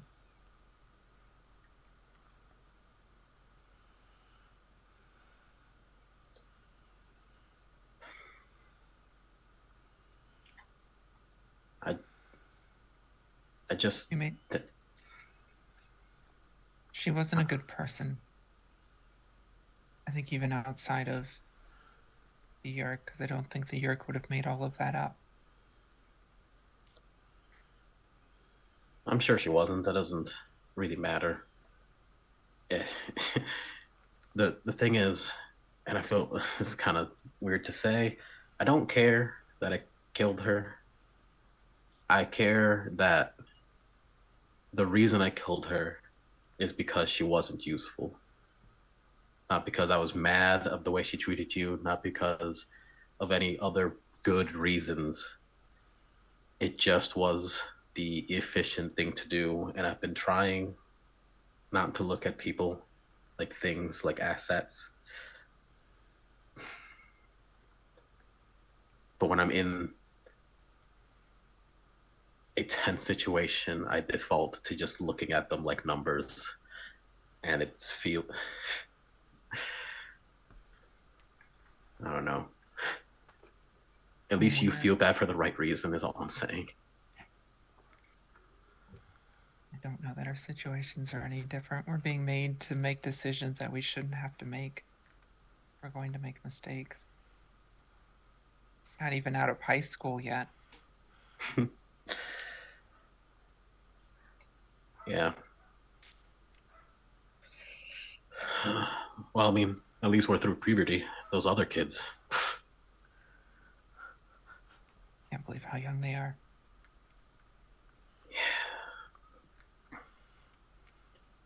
And out of character, y'all would recall that they have been at this for at least 2 years.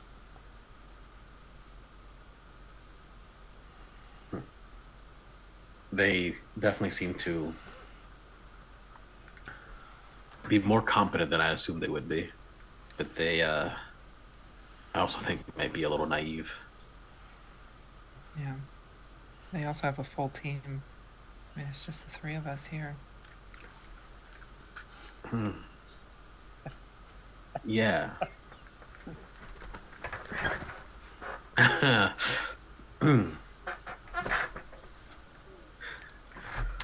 Full sweat, just full stop, no more. He just clams up. Riley reaches out and grabs your hand and holds it for the rest of the drive. I think she kisses you on the cheek when she drops you off. He, will just kind of press into you, like, sort of like for a hug, for a moment, and just be like, I'm sorry you saw my penis. Go to bed, please. Yep, and he runs away. Lucky her daddy didn't hear that. After Her daddy's dead. Oh, well, there we go. You still lucky her daddy didn't hear that. Haints and all. Sorry. I said I'm sorry. after I drop them off, I sit there for a second, and then I don't quite head home.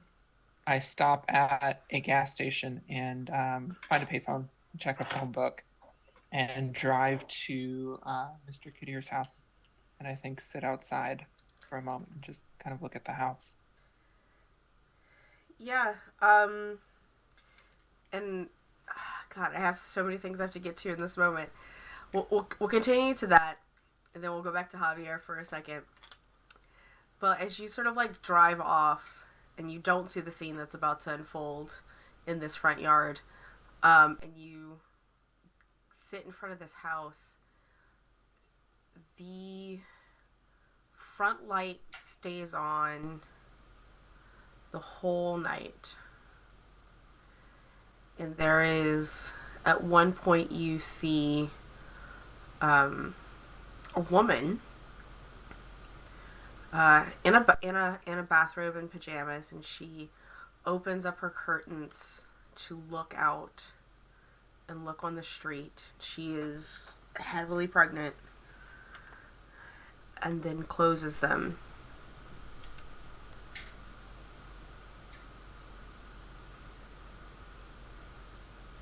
No one's coming home that night. Probably sit there for a few more minutes, silent, and then drives home. Javier, Yep. before you even get to the door, it swings open. And the first person you see is actually the more chill of your moms. You know, the landscaper. And she is red in the face, clenching the door frame, and buries her gaze into you. You have never seen this level of seething anger in your life from her. Where the fuck have you been? And grabs you by your shirt and pulls you in.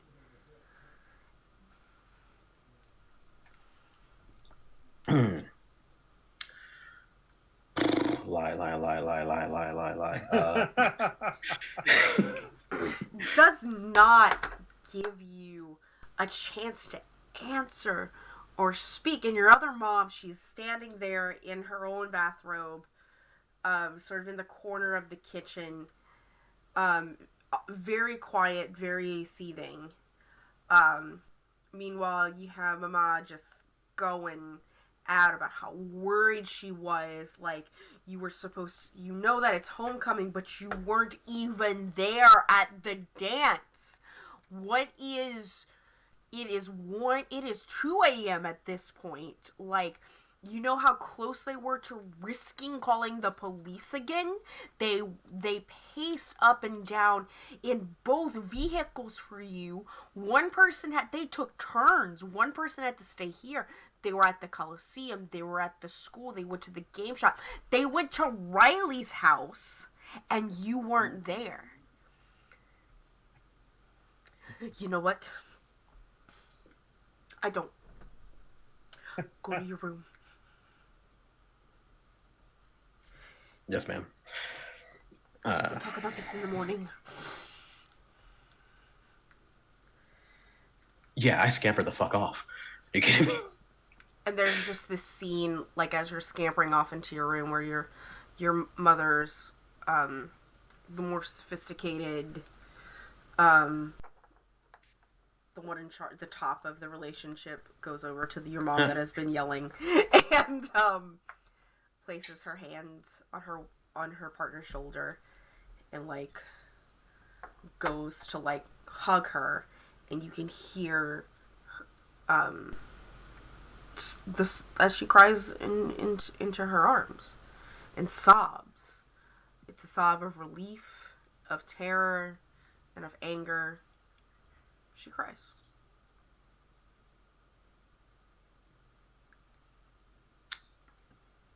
I think, he hears this and he will process that in the morning, but I think he's first going to go to his bathroom, Mm-hmm. and morph into Heather, because I believe that's the one that I acquired. Yeah. And I think I just want to look in the mirror and apologize.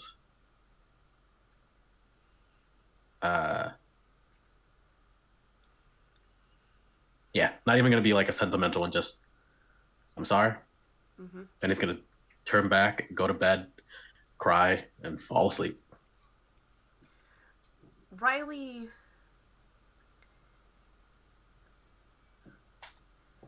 the situation at your house when you get home is a little different because you're white.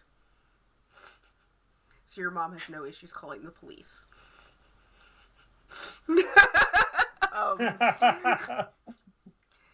And there is a cop car at your house when you pull in.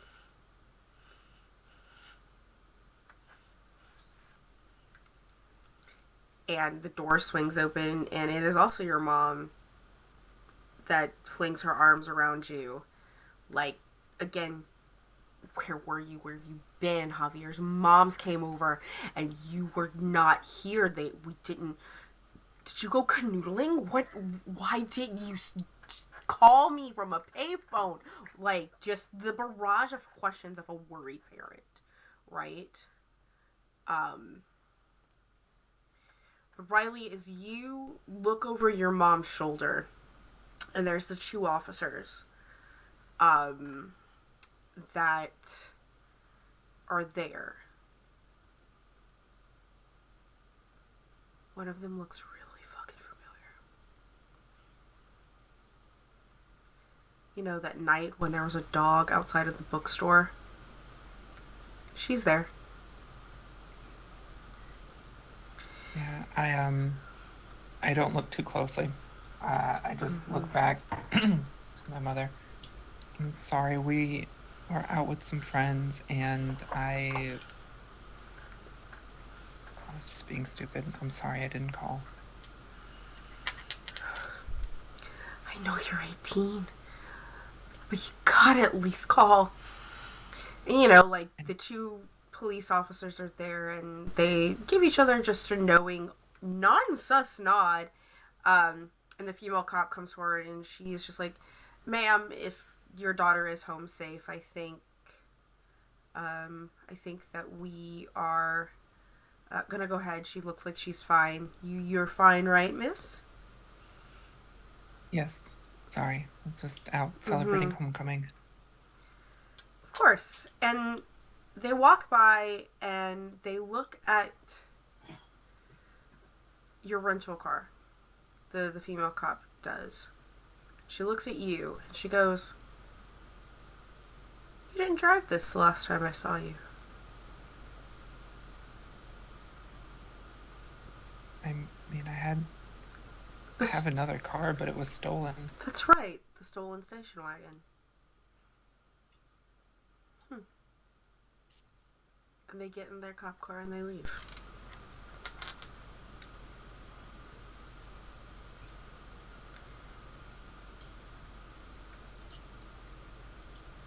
Ishret and Tony. All right. Y'all be in the woods. And Out of Ishret has character. experienced food for the first time. Out of character, what's going on? Is there a 24-hour drive-through in the small town? The one that's closer. So I'm not going to try and take that mess into a diner. A 24-hour gas station. Not a drive-through, but a gas station. That'll kind of work. Mm-hmm.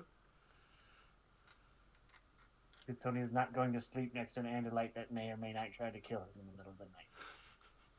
Mm-hmm. It's a 24-hour gas station. Hey,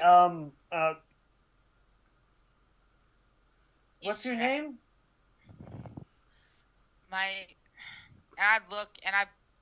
Okay, if the others were here, I would probably ignore them. But I like this one. This one's nice. This is by far the nicest, least weird shaped, least... You know what? This one's fine. This one's fine. So I look him up and down. Ishret, Ifrid, Higor. I will try to say that, but I make no promises. I'm Tony. We don't usually use our full names except in formal situations, but Ishret, do you want more food? Yes. Now, I am How long has it been? How much longer can I hang out as Javier? I will say that in your current state, you have about one more Earth hour, because all hours are Earth hours now. In your opinion, you oddly enough have this weird like internal clock where you can count all of the Earth hours that you are a part of. Awesome. It's just this weird thing that Andalites have. Yeah, great internal clocks. It comes from being one of the few predatory species that evolved from a prey species. We're great. We know where the sun is. We know where the moon is. We know where the wind is. We can see behind our heads. Damn, we're awesome. Anyway. So yes, I look at you and it is, you know what? It's a real wild look. You can tell that I am not used to modulating any of this. It is, the smile is a little bit unhinged. I have opened my mouth too wide for a smile. I'm like, yes. Okay. I look like the Earl of Lemongrab. Cool. We're gonna hopefully not attract attention. Here, get in the car. Tony will go open the car, grab the key, open the side door. Come on. We're gonna go get some food. Okay. So Evan gets in the car, just kind of. I mostly. Okay, I can figure out by looking at it and how low it is to the ground that humans don't stand in these. Which, we stand in our vehicle. Oh. So, I just kind of, I'm looking at it, and I'm just going to lay across the entire front bench seat with my feet hanging out the passenger door and my head resting against the driver's seat door. No, we sit down in it like he's gonna like squat. You're gonna have to bend me like an umbrella bunny. Yep. Thankfully, you're in Javier's body, so it's actually not difficult. Here, can I just, do you mind if I help you sit? Yes. And just still face down in the seat. Yes. Okay. As carefully as I can, I will try and position literal dead weight well, not literally dead, but dead weight into the passenger seat and buckle her down.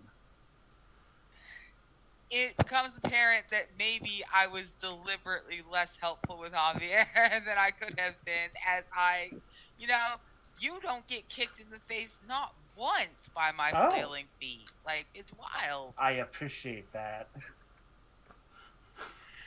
Javier's been actually learning how to fight, so I'm glad that... Anyway, like I said, I'm Tony. We're gonna go get some food. I just need you to stay in the car till we get back here. Because people are gonna ask questions and... Yeah. At this point in time, I mean it when I agree. Awesome. And Tony will go ahead and drive to the gas station and get out. Luckily, it's a 10-minute drive. And of course, like all gas stations, there's a sign: no shirt, no shoes, no service. Yep. And Effie does not have a shirt or shoes, so Yep. so it's up to you if you want to make sure that she stays in the car. I was going to mention I am turning on the child protection law. in the 1989, actually, the 1989 station wagon did have child protective locks. Yeah. Like, it was a great. They were nasty ones back then. Oh yeah, there was no way you could get out of these. And you walk in, and there is just the cleric is a middle-aged African American woman. Like, she's out here doing her job, and she's reading a book. She's actually reading The Stand by Stephen King. Just reading it, just a big old mass market paperback. And she looks up at you. She's got her little Texaco polo on. It's red. And she has her name tag, and her name is Georgina. And you know, she looks up at you, and she like doesn't necessarily like recognize you per se, but she goes, "Hey, how was the game tonight?" It was crazy. Just Yeah. wild. Yeah, I didn't get to go myself, but you know, heard who you play for? Our school's actual name, but I would say St. it. However, Bernard's. we would Yeah. St. Bernard's. Yeah. And Okay, my boy plays for Woodworth High, so oh, yeah, awesome. which was Uh, yeah. All right, you supposed to be out this late, son. I'm just grabbing a few things. She leans in and squints, and she's looking into your eyes. All right, they're not bloodshot. Okay. All right. Is your friend okay? And she like tilts her head and like looks out the window, and there is this half-naked young man just Had a little, got a little overexcited. I'm getting some water and some food so that he can kind of calm down a bit.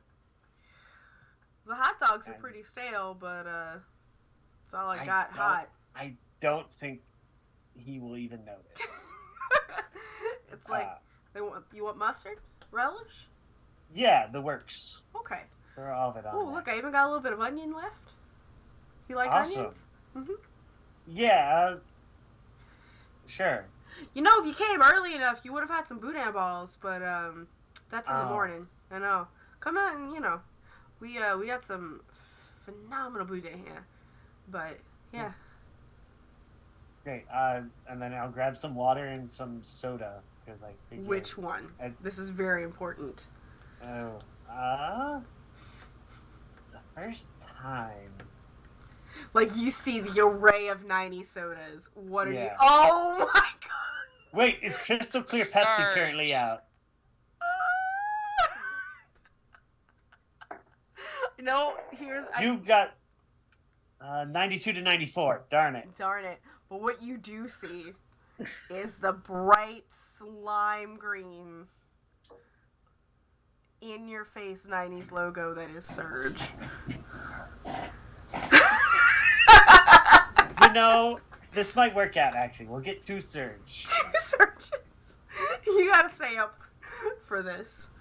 Yeah. Mm-hmm. Yep. You're gonna have this Andalite experience drugs for the first time. You just realized that, right? Yeah. Yep. So you I get mean, us out of character, yes. In character, no. yeah. You get a Surge and a hot dog for your friend. A stale ass overcooked hot dog for your friend. Mm-hmm. Your new friend Effie, who looks like your friend Javier. Javier, do you have any food allergies? No. Okay. Just checking. I don't know if Tony would know them either which way. So. Yeah, just checking. You know, just see if you're gluten intolerant, lactose intolerant, allergic to peanuts. Just wanted to check. Not intolerant, but he's would definitely destroy. Yeah. definitely gonna start farting a lot with enough cheese, though. Not intolerant, just farting. Yeah. And anything for yourself? A Surge for myself as well. Mm-hmm. All right. It comes to a grand total of $4.50 for all of it. Which takes almost all my whole $5 I had. Yep. So, The only thing we're intolerant to here is social injustice. and you know what? Tony's going to go ahead and put the whole 50 cents in the little tip thing with whatever clever thing they figured out to write on it. Mm-hmm. Because. Yeah. And so here's the thing. Do you give her the soda in the car, or do you wait till you get back? Hot dog in the car, soda when we get back. Just gonna eat in Riley's car? Okay. It's a stolen car at this point. Here. And then I'll try. Yep. Right. You're gonna experience know- meat for the first time. Yeah. That I am about to eat this hot dog from the top down, just all incorrectly, Yup. and it's extra wrong, because you see, the very first thing that's happened to me is that I've gotten a mouthful of mustard, relish, and onions, and the faintest hint of bread, and then I'm just chewing it like I'm supposed to be eating just toppings. Like, this is terrible. This is good and terrible. You're This is try hateful. from the side. I'm gonna rotate it sideways like some corn and just bite the middle out. So now I'm just holding two sides. No. This is better and hateful and terrible. I'm going to shove both pieces in my mouth. They don't completely fit, but I'm trying. Tony, I have a question. Yes. Are you gonna tell her that this is made out of another animal? I don't know if he'd think about it till it comes up, to be honest. Especially because Tony has no idea what Andalites eat. They don't have mouths, so that is not a process he necessarily wants to see. Okay. I can't wait for that trauma. So, the vegetarian learns. This is terrible and wonderful and terrible. There's something wrong with this, and I love it. It's a hot dog. That's a hot dog for you. Like, that's why he's like, yeah, That's a gas it's kind of a station nasty hot hot dog that's terrible and good at the same time. That's correct. Especially if I've it's got- like the second food you've ever eaten. Mm-hmm. There is like half chewed food falling out of my mouth as I look at you and go, nasty. They get better. They do. This is all the food I could really get. I was gonna get you chips, but that's not. There's a lot of human stuff happening tonight. That's. Oh shit! What? I should have used the payphone. Oh god. Tony's talking words you don't understand. Something about football. What's shit? What's God? Like, Yeah. I don't know none of it. All I know is that I dropped some onions and relish on me and I'm picking it off wherever it's landed. I dropped some on the floor. I don't know. I'm not supposed to eat off the floor. I'm an Andalite. I normally eat through my food. I literally eat off the floor all the time. eat off the I floor all reach the down, time. I pick it up off the floor, and I find some stale McDonald's floor fries. Oh, Before nice. Tony can stop me, I eat them too. Oh. They're terrible. They're not terrible and good. They're just terrible. Yeah, they're My first oral disappointment. Well, You park back at the amphitheater down this little dirt road, and this is when you decide to Effie, you know you got about 30 minutes left in this form, and this is when you give her the can of Surge. Do you do it inside the car, or do y'all step out? No, we're gonna get outside of the car. Okay. We do not need this thing sticky. Mm-hmm. That seems best. I've Here, never- open like this, and I'll open the other can. Okay. So it takes me a minute. I'm a little bit clumsy. I normally have more fingers than this. I keep trying to open it with a finger I don't have, but I do manage to get the can open. I'm just looking at you. It's filled with liquid, so you can just drink it. It'll I help just gotta flush out the smash taste it of the against my fries. face and start to tilt it. And there's like just soda pouring down my face. No, open your It's mouth. wet and fizzy. It leaves this sensational sensation in your mouth. Like, ooh, do you want to chug it? I do. This is only happening in part of my mouth, but what if that happened in all of the face hole at the same time? Oh, no. I tilt my head all the way back and I just I literally am just pouring it on my face. Please That's roll a everything I body. could Please roll a imagine. body resistance roll for me. It is everything I could have imagined. This is like content warning. We might throw up. Like, Tony is just sipping on his. We throw up. We rolled a 2, a 2, and a 1. oh no. yeah. As you Go learn, on, pipe. as you learn that stomachs are not endless, we're going to end it there. And go through our leveling ups. Like, Yay. I think that is an excellent note to leave off. Is an Andalite discovering the limits of stomachs. And with those levels up, we will go ahead and actually start with you, Arnica, to see what you get down your experience list. You didn't roll any sort. There was no desperate action, so there's no reason to mark for that. Did you? And for the record, your friends can help you argue for. You can get 2 experience points for each prompt at a max, and your friends can argue whether or not you earned those. And the main one is: did you tackle a challenge that follows the mandates of the Andalite people or your personal oaths? I'm going to argue, yes, that I followed a mandate of my personal oath. I could have at any point said, Jesus, this is way beyond me. Let me call an adult. And instead I said, fuck these adults. Fuck that boy. I came to snatch the little boy back by his eye stalks, and I'm going to do it come hell and high water. And then I hit hell and high water. I didn't say I followed. It didn't say follow it successfully. It said follow it. Nope, and that's the great thing about this system. You don't have to succeed at it.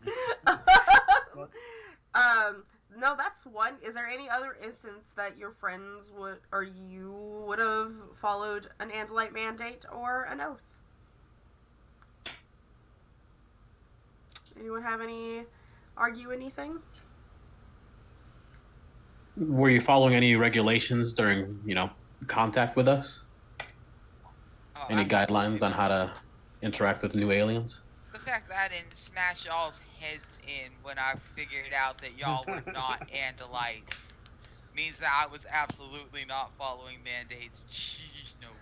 Alright, still at 1. Did you express your beliefs, drives, heritage, or background at any point? I believe I did. Oh, yeah? For low. Yes, I expressed all that alien background as I drank so much soda that I vomited and fell on my face because I couldn't figure out how to walk on 2 legs. And I kicked someone in the face and pretended it was an accident because I'm a bit of a xenophobe and I was weirded out by him touching me too much. I was honestly about to say, you get 2 for that, 1 for, like, holy shit, I'm an alien, and experiencing taste for the first time, 2, the rampant xenophobia that you expressed in this entire, and the absolute excuse you, I am not a yerk, I am not a controller, the insult. Yeah, you definitely get 2 for that one. And you did not specifically struggle with your virtues or traumas this time around because those are mechanically. You have 3 experience points to spread either on your playbook or in your moves themselves. You can put those wherever you want. Okay, let's go ahead and do... I'm going backwards on the sheet. Let's do Tony. Tony did not roll any desperate rolls. Did you tackle a challenge head on with righteous violence or fury? I didn't quite get to that point because the challenge wasn't threatening. I did kind of, well, I must say Riley led the charge, but I did lead the Rhino thing again because I knew that was going to be bad. You did you did offer him to be Javier to be your mount. Yeah, And y'all did kind of charge in fury, I would say. It was righteous. It was. That's the only one I can think of. Sure, Argue. I'll give you one for it. Okay. Did you express your beliefs, drives, heritage, or background at any point? Yes. Actually, being nice to the person who started crying their eyes out. You even are a if they gentle were soul. weird Yeah. alien. Looking for the game, trying to see if you could get back to the game, That's even though it was 2 in the morning. What is your Yeah, it's background like again? The jock, right? yeah, I'm the jock. I would even say that during that incident where you're like, nah, I gotta get my friend some food and some caffeine, Yeah, is a very jock thing to do. it is. Yeah, that's the one I was going to argue. Is the kind of like, no, he partied too hard. We gotta get him goods. Yeah. Never did it in my personal life, but I know of people who've done such things. Yeah, of course. You've been around the bros as they have done a little bit, had one too many Bud Lights, or Miller High Lifes because it's the champagne of beer. You'll get 2 for that one. So you have 3 total so far. Did you struggle with issues from your virtues or traumas? You do have a trauma. Janosuke, thank you for the raid. Hello. Thank you, Janosuke. Appreciate you. Please don't go anywhere. We're ending pretty soon, but we will also be raiding friends. So we're just wrapping up our Animorphs game. Anyway, so traumas are. I did not mechanically struggle with one, Uh-huh. but the whole point of the car ride instead of sleeping is that I was almost murdered by an Andalite. That is my trauma. That is how it was created.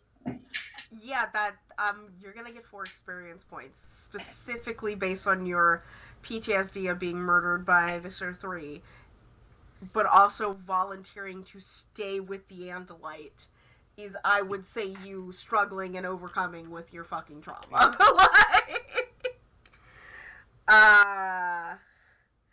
Yeah. Yeah, it's going to be a fun next time. Yeah. You get 4 for that one. Okay, so next up we have our prince, Javier. What's good? What is good, buddy? No desperate actions. Did you tackle a challenge that keeps the group united and active against your foes? I'm not sure if it was united against our foes, but jumping in for in this issue with the downed aircraft, I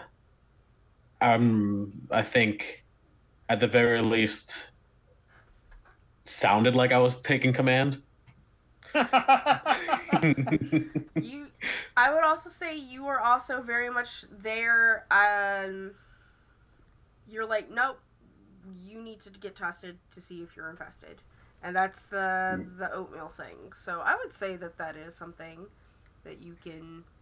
I'll give you 1 in that one. Sounds good. Yeah. Did you express your beliefs, drives, heritage, and background in any way this time around? My background, I'm the academic. Mm-hmm.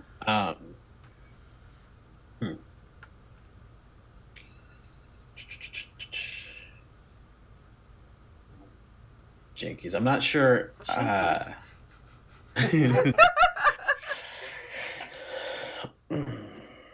The very beginning of the episode. With Sauron. You specifically did not choose your mom, even though you thought about it. Yeah.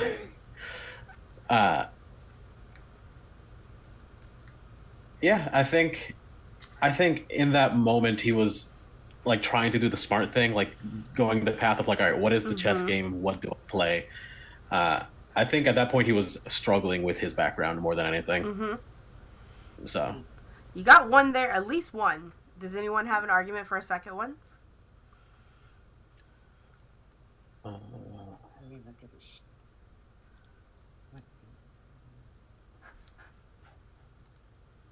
And this is for beliefs. Beliefs, backgrounds, or heritage, yeah.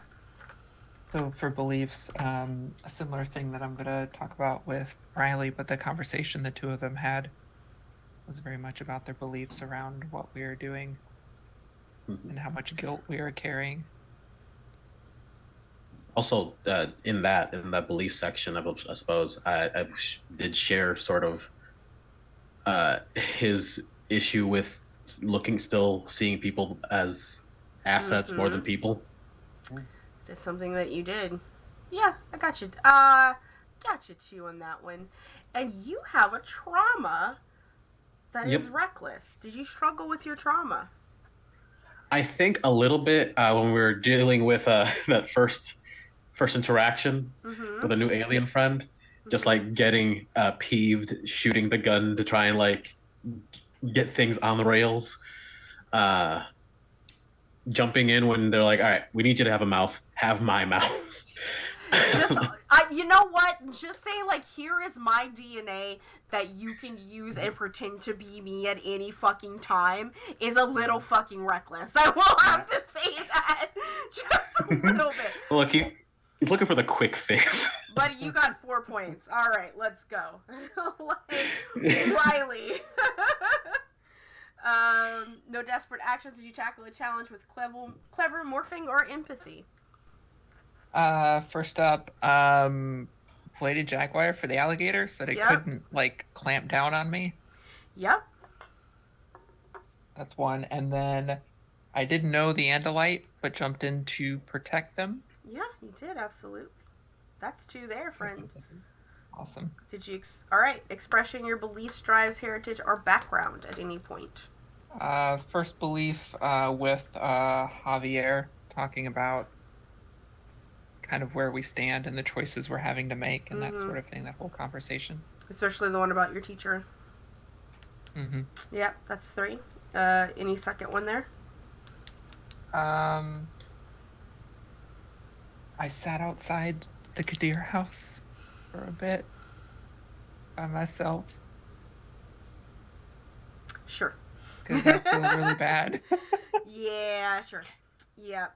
I mean, Kadir was one of the nicest people to you. Like, he did help you. And the thing is that, was it him? Was it the Yerk? Was it a little bit of both? Who knows? But you are the reason he's dead. Really, Javier's the reason he's dead, but you did it. So, you don't have any traumas. Yeah. Or virtue. Technically. And mechanically, there's no traumas. And we did not do technically our downtime yet. That'll be next time. So you have 4. And that is how that goes today. All right. Well, that was something. Thank you everyone for coming and showing up to our season 2 premiere. We will be back next Wednesday at 4:30 Pacific time once again to see how this all unfolds. It's been I'm so happy to be back in this seat as far and GM in this game, because god damn it do I love Animorphs and has it shaped everything about me. Creatively at the very least. So, it's also why I'm just, like, really into body horror. Like, you know? Just, body horror. Love it. As far as the next 7 days and what's going on with the channel and myself, like I was saying, the show is going to be for the next 10 weeks with a break here and there. Wednesdays at 4:30 Pacific Standard Time. And then 7:30 Eastern. On Saturdays, we are also doing our Dragon Age campaign, season 4 of that one, of In Darkness and Broken, and that one was also a doozy. So we'll be back on Saturday at noon Pacific, 3 o'clock Eastern. And as far as other things that I am doing, you can always catch me every other Sunday at Nat 1 Heroes, where I play Rime of the Frost Maiden as a very large hobgoblin barbarian in what we call the polar polycule, because we all have to keep each other warm, so we just assume be in love. I am everyone's big boyfriend in that one. I am the monster boyfriend in that one. It's great. And then on very soon over at Sword and Key, I will be playing on the opposite Sundays in a Brindlewood Bay game. I'm actually bringing an old character back from a previous game by the name of Sylvie, and we're going to be playing old ladies figuring out murder mysteries. And that's, listen, I get to live my best boomer life. Like my girl, she just listens to Fleetwood Mac and drives a Mustang in her retirement. So, that's me. That's what I got going on for myself. Of course, don't forget to join the Discord if you are not already, and follow me on the Twitters and whatever other socials I exist in. Everybody else, in the opposite way that we had done this, so starting with Arnica, where can we find you in the next 7 days? What you doing? Well, yeah. You can find me. I am so busy for the next couple weeks. I'm streaming 4 days a week and possibly a fifth. So today was Animorphs. Tomorrow I'm technically off, although I may drop in on someone else's channel and play some video games. On Friday, you can find me at 2:30 p.m. Eastern Standard Time over on Girls Run These Worlds as we're doing Aliens, the TTRPG. Last week was our premiere. We're in episode 2. I play pilot Leah Davis. May or may not have a little bit of substance issue, but I definitely have an issue with the fact that the coffee's watered down and we're stranded on the Chronos right now. It's not even my ship. On next Monday, we will be there for the series finale of my show. Wish We Weren't Here. Our terrible, horrible, no good, very bad road trip to save reality. We are down 4 human players. We've got the last human standing about to confront the Wizard of Oz. It's going to be a fucking trip. Do not miss it. 8 p.m. Eastern Standard. And then on Tuesday at 8, we do Mass, Helicon City. Still over at Girls Run These Worlds. I'm a very busy girl. If you want to check this out because you won't remember it, you can look me up. Arnica X Ross, Twitter, Twitch, Hive. And that's me. Yeah. Right. Nelson. Hi, I'm Nielsen. I'm on Twitter at @fell_strike. The other game I was in actually just ended, so I have nothing else going on this week. But you should watch all these wonderful people because they're amazing. Anna? Yeah, and I'm... What?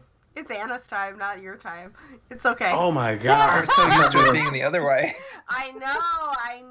Listen, if y'all want to fight over it, it's cute. Go ahead. Okay. Oh, please. Anyway. Okay. I can go, because I don't want to be first, because I did that all last season, and first with the icebreaker question is awful, because I flounder every time, except the finale when I gave my very controversial answer. But yeah, I'm Anna, aka Archival Dust Bunny most places on the internet. I'm a queer and trans advocate, museum worker, and TTRPG streamer and podcaster. Follow me on Twitter and most other social media at Archival Dust Bunny.